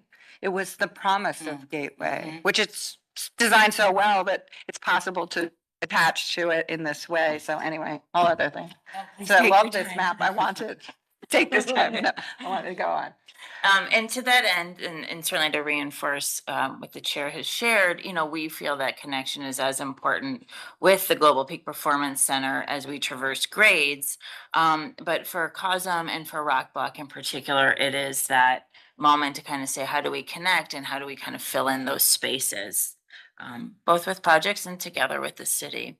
So yes, this is I like this slide as well. It demonstrates what we know is out there, which is that people want to move through this space. They do anyway, but right now they're traversing a parking lot. So how can we certainly make that experience better? It also demonstrates the intent of, Cosm as chapter 1. So as we move into existing conditions, I'll turn it over to Brooke from Rossetti to take us through. And I should note the existing conditions are that the site is now mobilized just for demolition of the current parking lot. So good morning. My name is Brooke Smith. I'm with Rossetti, the architects for the Cosm building, and it's a pleasure to be back with you again this morning. In terms of existing conditions, you probably know this all very well, so I'm not going to spend a lot of time focusing on it. But as Nora emphasized, the site for the building proper is will be an abandoned parking lot. And so as we begin to approach the design of the building, the first thing we considered is, just as we were just talking about, the approaches, about how people will view the facility, the basic approaches, as well as acknowledging the existing patterns which exist today. And one of the most prominent ones that have had great impact to the design of the facility is the 6th Street pathway. So this is just showing some of the emphasized and understood circulation diagrams. You see there's a lot which is occurring here, both in terms of vehicles and people. We are acknowledging the one-way pairs which have been implemented and how that's going to impact the building from a serviceability and approach standpoint. I'm going to pause for a moment because when it comes to understanding our approach to the building, first and foremost, we needed to understand that Cosm has a very unique brand. And while that may be the starting point of design, what we were committed to is developing an approach that we felt was authentically Cleveland. And in doing so, we turned to 3 primary segments within the city that we think served as the foundation for all the design moves that we made and the expression of the building in its current form. It began with the Cuyahoga River and its very flowing and undulating and curving nature was served as inspiration for not only how you move through the site and the building, but also as how it's expressed on the exterior of the building facade. In addition to that, we looked at the salt mines below, which are an inspiration in conjunction with the adjoining bedrock. Were inspiration for selection of materiality, both on the exterior and the interior of the building. But again, it also informs how we look at the building in terms of recognizing the differences or the contrast between solids and voids, which also impact, as you begin to see in the exterior of the building, how that's been expressed. And lastly is referring into the rich industrial heritage of Cleveland, which has evolved over the years. And today there's a focus on advanced materiality, innovation, and sustainability. And that also was a significant factor in terms of the selection of materiality and how it's expressed on the exterior of the building. So with that as an underlying understanding of our philosophy, the blending of Cosm, but making it unique and authentic to Cleveland, this is where we get into what is the current design and expression of the building. In these exterior elevations, the one in the upper right-hand corner is perhaps going to be one of the most prominent ones along Huron, that to the extent that this building is first and foremost a theater and the control of daylight is a major factor in terms of making sure that the experience within the building isn't compromised by a flood of daylight from the exterior.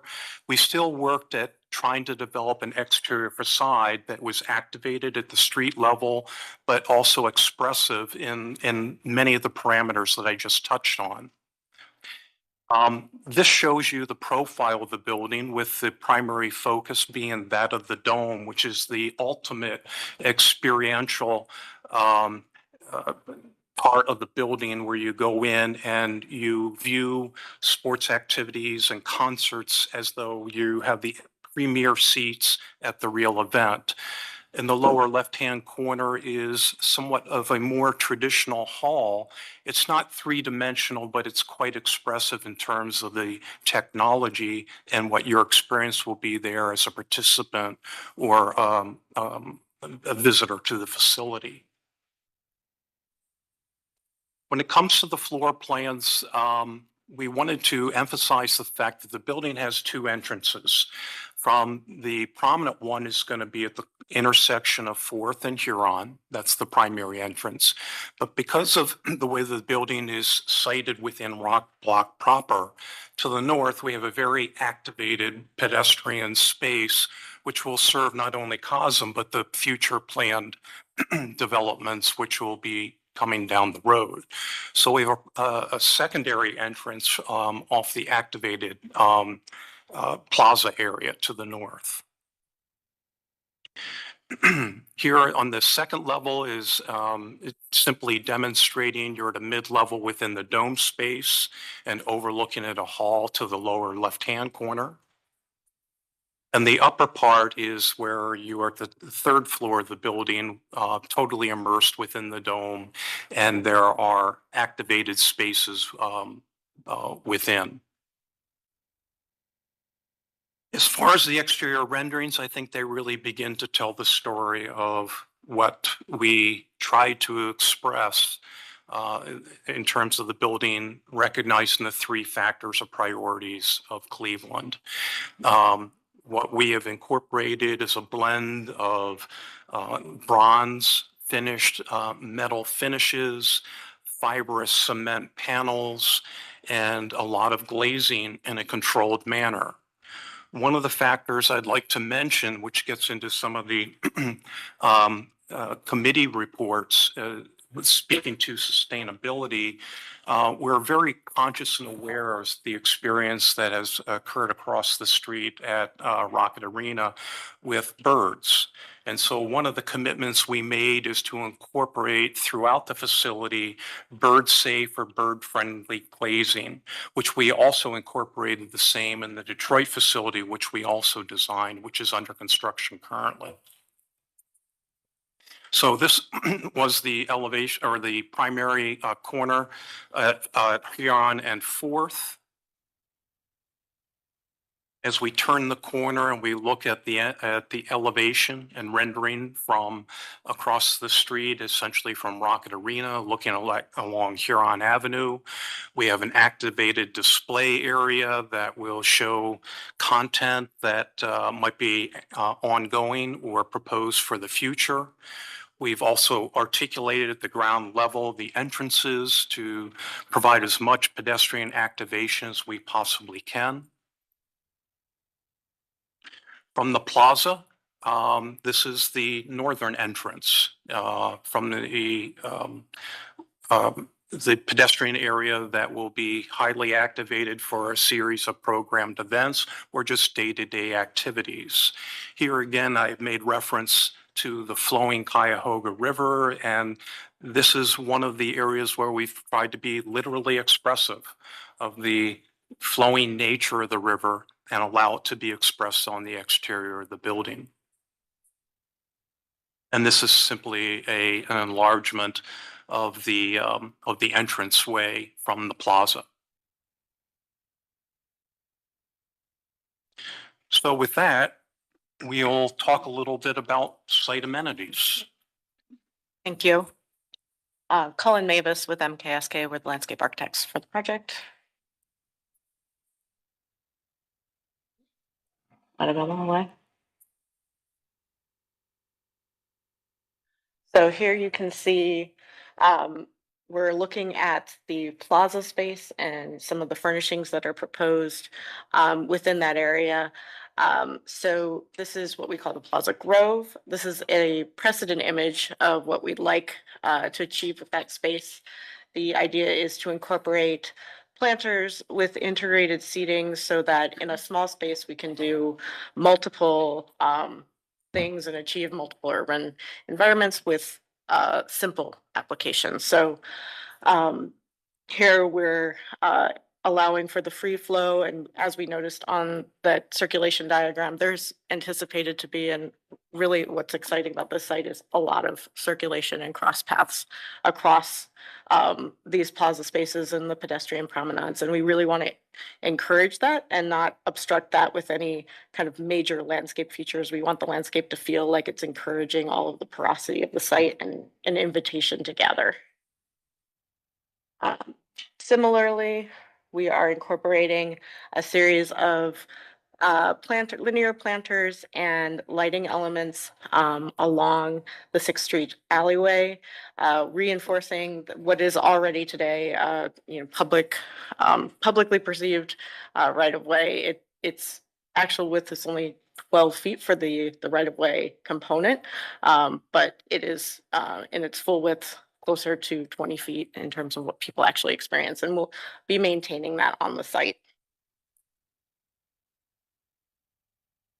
We're looking here at the mixture of lighting fixtures that are proposed for the site and the adjacent spaces. So the ring feature is proposed for the larger plaza spaces and to line the 6th Street alleyway. It's a little bit more of a prominent feature and a placemaking feature.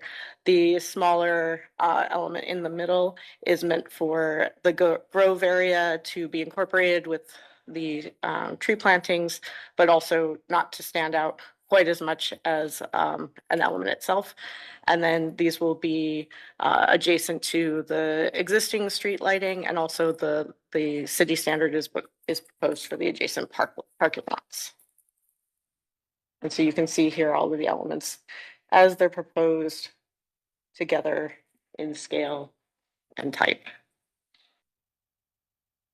We're also proposing a variety of tree plantings, meeting what we know are the city's goals of diversity ratios, making sure that we're incorporating a variety of both shade trees and some ornamental trees. What are coming down are ornamental in nature today, and we want to make sure that's brought back to the site.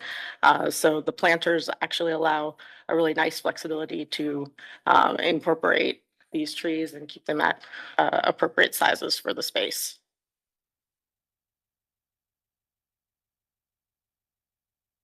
And so looking at the plan itself, you can see the area in the purple zone is the site prep for the building and what is under construction today. You can see how the building is incorporated into the adjacent streetscape and urban network of circulation with sidewalks and the promenade, and that grove space that will be directly to the north with a connection to the proposed parking to the directly north side of the Cosm building. We have also, we took the note of making the pickup and drop off area part of the streetscape itself and not incorporated into the plaza. So it no longer interrupts pedestrian flows and has been relocated to a space on 4th that is between the two entrances.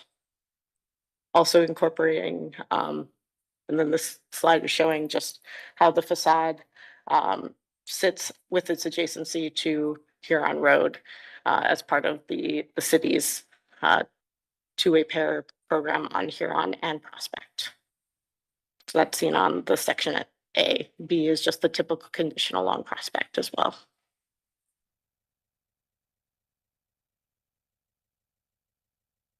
Get to our tree preservation plan. Oops, sorry.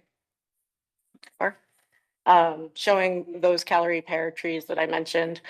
These are being replaced one-to-one with the site plan, with the trees that are proposed along 6th and within the grove, with, as I mentioned, species that are more diverse and more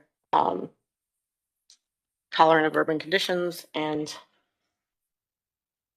will provide, kind of speaking to site stormwater.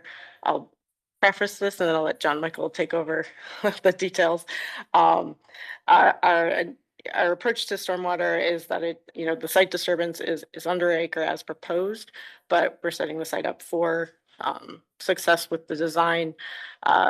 In sites this tight and with the constraints that we have, especially for this initial pad prep, the street trees are your first defense against stormwater and stormwater, or not defense, but treatment of, thank you, of stormwater, and provide that slowing and attenuation. And that has been kind of our goal with the street trees. As we mentioned, those planters do more than just provide shade and seeding. They're also part of the stormwater approach. So with that, I'll hand it to John Michael. Yeah. Thank you. Good morning, everyone. John Michael Lemon with Osborne Engineering. As Cullen mentioned, from a stormwater perspective, Cosm disturbs less than 1 acre. So we are within the sewer district's combined sewer shed. We are disturbing more than 1/2 acre, so we need to meet the Title IV requirements of the sewer district. We have the determination letter from them confirming that. That's been provided as well. The design that is presented to you currently meets the Title IV, which will continue as we progress through our final engineering plans. Since we are disturbing less than 1 acre, we do not need to meet the Ohio EPA's Permit 6 for stormwater management, because that threshold is met when we get to 1 acre. What we have taken into account, and in one of the previous slides where we show the footprint of what we're calling pad prep, which is the initial enabling work to allow the building to be able to then go vertical. That includes the proposed utilities.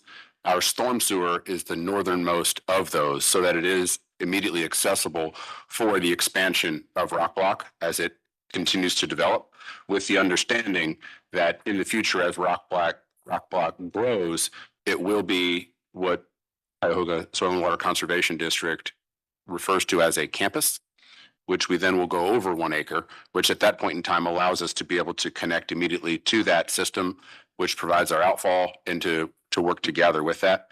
Those conversations that we've already had with Soil and Water to make them aware of the project, even though it doesn't meet the threshold of their immediate review requirements, so that they know that we're taking it into account and that it's scalable. So as we grow, we have the ability to incorporate green infrastructure, low impact development, and not have to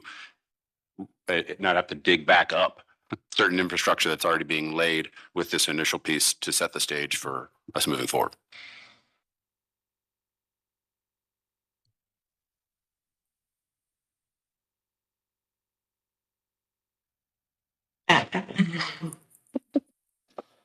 Oh, that's backwards. Oh. Cheers. Cheers. Back to the site plan, just a regular site plan. I just want to clarify, this one, is, so there's likely this next phase, which would be where the proposed parking is onto Prospect. Like long-term, there'll probably be something there, right? And, what you're showing there around the building, including the Grove and others, is that when you do build that building, you will preserve this kind of plaza this way and the cut through that way. Yeah. And the only reason I ask, I love, if that's yes, then the thing I love about this is that, and it's not against the previous project, but the previous project was so dense and so big, and it was really a whole super block. And I'm just not a fan of super blocks. And what this does is actually, since the Cosm building is not like 50 million stories, right? It's kind of this scale that even if that other building is taller, you have some relief in the city that wasn't going to happen before. And you now have a very, very kind of what, if you execute really well, a kind of very powerful public realm and just kind of really interesting spaces in the core of the city. So I kind of like this breaking down of this block right here that's has to happen if you build this building. And so cheers to that, since you had cheers at the end. I really, really, and I think the way the building, is an odd shape and this, you're going to get really interesting stuff. And so thank you. I'm really excited about it. I know there's sort of like, this is a new use for Cleveland but from a planning and urban design perspective, it's excellent as far as I'm concern. So that's my commentary. Madam Chair, Go ahead, Drew. I only had one comment, and it's just my perception of the difference between pedestrian light and pedestrian light 2. To me, to kind of anchor Lillian's comment, it seems like that kind of through 6 and the plaza could be even more unified with just one lighting approach. I think like the difference between like I think a 12-foot to 10-foot light doesn't really. I think as a pedestrian, I'm not going to perceive that difference. But I think pedestrian light 2 has this kind of flair that I think the Cosm facility is throwing. It's like this urban come play with us, where pedestrian light 1 seems really kind of composed and seems like it should be outside of a museum almost a little bit, where pedestrian light 2 is like this is the it place to be. And I think that varying height of where that luminaire is gives you some play to kind of make this plaza feel a little bit more activated. And I think if it was spread through the entire area, it'd feel really nice. Just a comment. Madam Chair, I'd like to echo your sentiment about connectivity and how things connect. I learned a long time ago, it's not how many dots you collect, it's how many you connect. And to be such a prominent property owner, always sometimes one just defaults back to this is mine and this is more important. But to begin to start looking at how it connects back to the city with that eye and that lens will help improve how we build our downtown in the core. And hopefully every project thinks that way. And so we can continue to connect that weave and get people acclimated to being downtown, quite frankly, whether they're visitors or community, because that's what's so impressive about going to other cities. I'm in Louisville right now. And so I'm always impressed when I go to other cities to see how they accomplish it in different ways, but materially, that's what's important. So we appreciate you. Thank you. I have one crazy idea, and don't do it. But keep the rest of it wondering. But I guess it's probably because in the last kind of 6 months, I've started going down on Netflix, the like Korean drama and kind of Japanese dramas. That's what I'm watching. So this is where this is going to come from. So don't do this. But can you go to the rendering, which showed the top part? Because there was a comment in design review about the rendering, the conceptual design. I'll show you which one of this one. Stop. Well, no, the other one. Go back one. This There one. you go. So what there was the sense of like show more on the outside of like the interactiveness. And then I'm thinking of like how far advanced like kind of Asian billboards have gotten, and they're like alive, and you're like, have you seen some of them? Yeah. So my crazy idea, which is you won't be able to pay for it and you won't do it, would be to make the top part, the dark gray part, a giant moving screen. And everyone's going to hate me who doesn't like billboards, but this district you could do it. And if that whole thing moved and was like 3-dimensional in like that way, it would be so cool. And then get rid of that square billboard, the square one you have, right? And do a massive like 3D animated thing at that top swoop. To the chair. We'll mention it to Cosm. To the chair. I mention it to them and tell them the commission is very open to something that transformative, and that we would help them get through the process at City Hall. Thank you, And I Chair. even loved Mr. Sargent's reference to come play with us. Oh, yes. You know, Oh, that's especially, exactly- yes. That's so apropos. Thank you both. It is what it is. It's inviting a different type of commercial activity downtown. So like lean into it as much as possible, as Lillian is saying, like, you know. Thank you. So is that a no? It's a suggestion. To the chair, we also have a staff report from Dan on. Okay, Dan, go ahead. Thank you, everybody. I'll be brief here. Evelyn, you can go to the first slide. Just to talk through where we were back in August. We had some recommended conditions, and I wanted to just highlight how great it's been working with the Rossetti and Bedrock teams. They've been able to pick up a lot of our commentary over these last few months. In particular, that first one, the loading and service dock, they will no longer have vehicles crossing the bike lane, which we really appreciate. Makes a much more safer environment for what we anticipate being a much more utilized facility as the Memorial Bridge Loop project comes into fruition next year. They also worked with us on the pickup drop-off location and moved that to the existing curb line. Really appreciate that as well. No impacts to the pedestrian zone now. And they have obviously made major strides in the facade, making them active and engaging. Next slide, please, Evelyn. And the design review committee also really pushed them to look at these exterior spaces and plaza spaces and how they make meaningful connections and view sheds, focal points, things like that to key district features. Obviously, we've seen how they're showing those connections today, and they're incorporating that sort of future development site as well. So we appreciate how they work with us to really integrate this facility into the district. Next slide, please. So we do have a couple recommended conditions today. Really, it's about streetscape as our biggest priority, and I'll walk us through what we mean by that in a moment here. But really, with the one-way pair project and such a transformative development like this, how can we really advance the sort of high-quality streetscape that I think we often see in other cities, and how can that really be something that we implement here in the core of Cleveland? We also recommend looking at LEED and further investigating the green infrastructure components.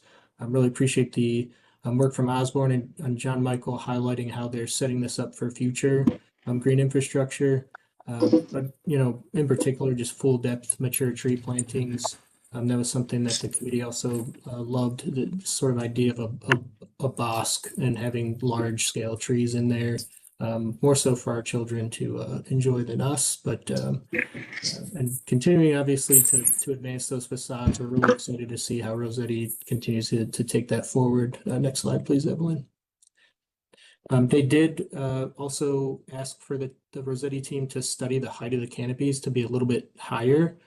Just feeling that the architecture above kind of weighted heavily down on the structure, so opening that up a little bit.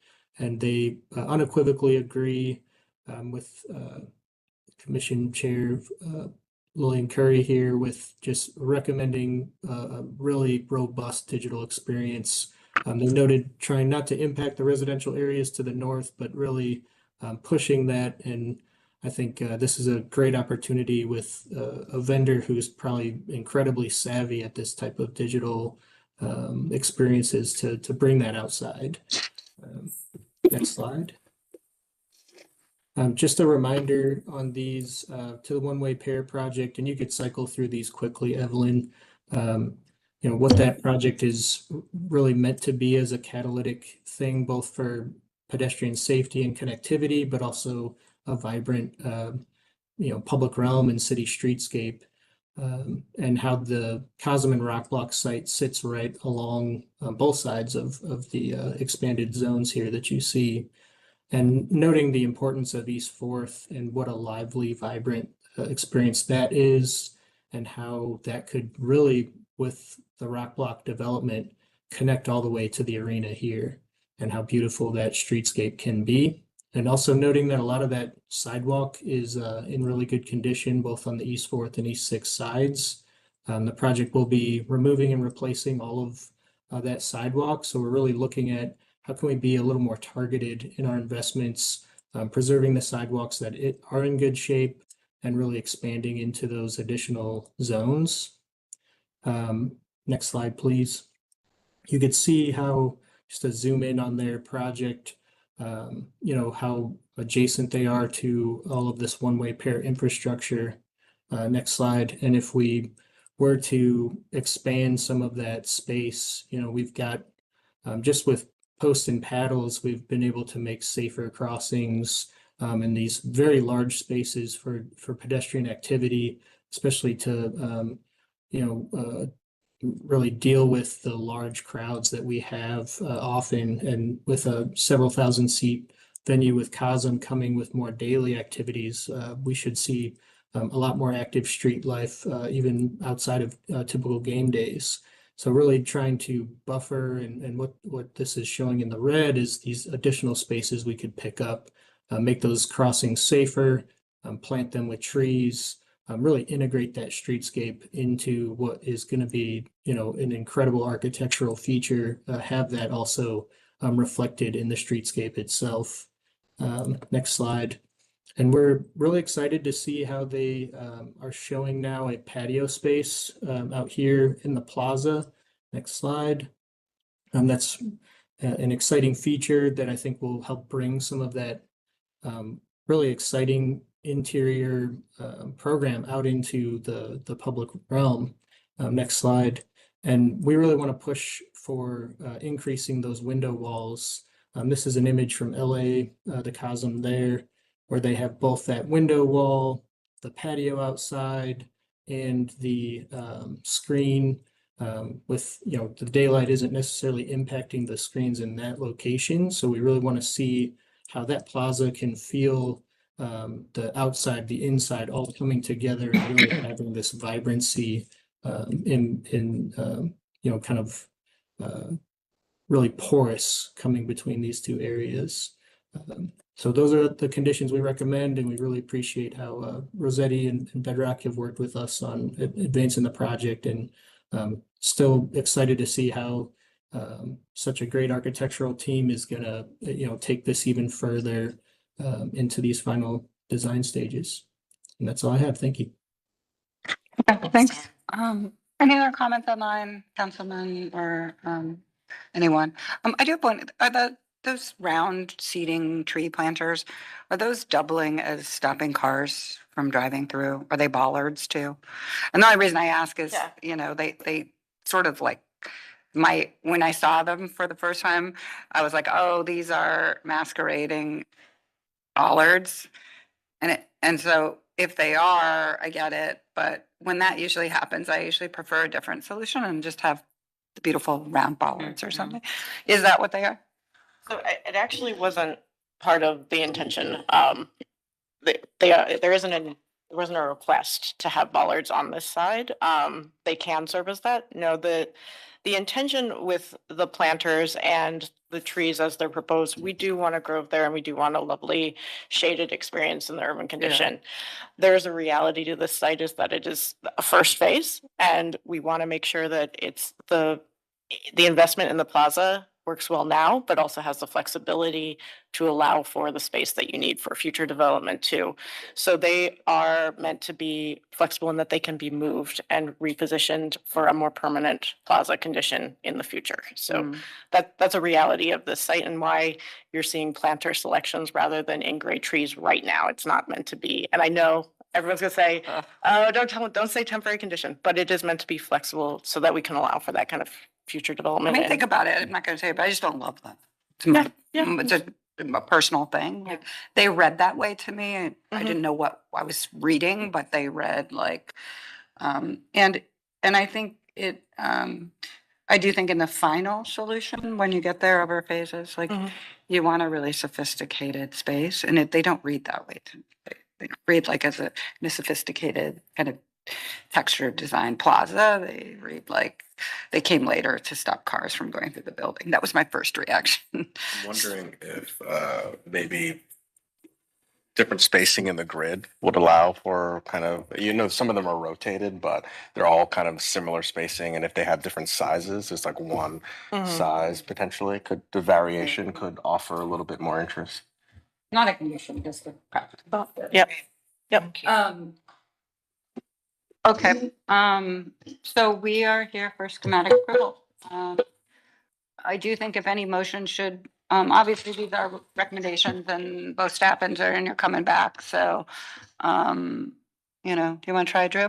Madam Chair, I make a motion to approve DF 2025-032 Rock Block Development Cosm Cleveland with the caveat that the applicant take into consideration the design review advisory committee comments as well as the comments from city's planning staff and planning commission. Second. We have a motion and a second. Call the roll. Anthony? Yes. Fluker? Yes. Curry? Yes. Sergeant, Yes. Hensley. Yes. Motion carries. Thank you very much. Very exciting. Thank you very much. This was great. Well, we see more of you. There's a lot going on. You guys are motoring on so many things. So go Bedrock. Go Bedrock. And very excited to see the new digital display when you come back. yes. Yes, be on it. Thank you. Looking very much forward to it.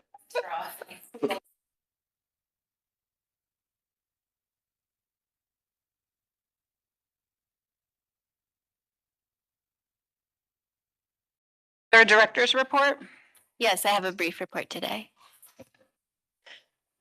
So first, just wanted to update you on some administratively approved art refreshes on utility boxes downtown. We'll quickly flip through this project of Downtown Cleveland Incorporated, supported by Citizens Bank. Many of these utility boxes and artwork likely look familiar to you. And go ahead, Evelyn, you can just sort of cycle through these. But they have recruited new artists and new designs that reflect Cleveland inspired and other place inspired artwork. As you can see, what the current artwork will be replaced with in the coming weeks. There are locations at East 9th and Euclid, I believe East 13th. So you can see a multiple utility boxes here that will soon be updated in the downtown area. So we'd like to thank Downtown Cleveland Incorporated, as well as the artists who are, I believe, all local, for their work to increase vibrancy in our downtown and keeping these utility boxes updated and attractive elements of our public realm. In addition to these art updates, wanted to share that yesterday the City Council Mayor's Appointments Committee confirmed the nomination of Anthony Whitfield as our 7th Cleveland Planning Commission member. So Anthony will be joining us, if all goes smoothly, with his onboarding at our next meeting on November 7th. He's a longtime serving member and past chair of multiple design review advisory committees. So he brings a lot of expertise as well as experience in the community development world. We think he's going to be a great add, and we look forward to welcoming him early next month. We also have an open zoning position currently posted. So our senior assistant city planner in zoning is a position that was previously held by Kayla Flake. As I shared before, she's been promoted to city planner, and so her previous role is now posted and available. Would love to receive applications from anyone listening who would like to join our staff team, especially in zoning, which is a exciting space for us currently. And along the lines of job postings and planning commission members, we did also receive approval from council to post 2 paid alternates to the city planning commission who will be available to fill in when our regular commission members are unable to join us. We expect that those postings will also be up on our NeoGov site in the coming weeks. That's all I have for today. Thank you very much. Thank you. Director Nitzman, I do have a question, and why does it take so long to appoint members?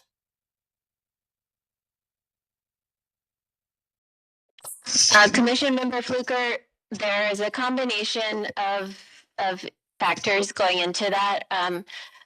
So when I came on board here, we had some leadership change, of course, in the department. We interviewed members and then worked those through the mayor's office. Then they need to go to council for appointment.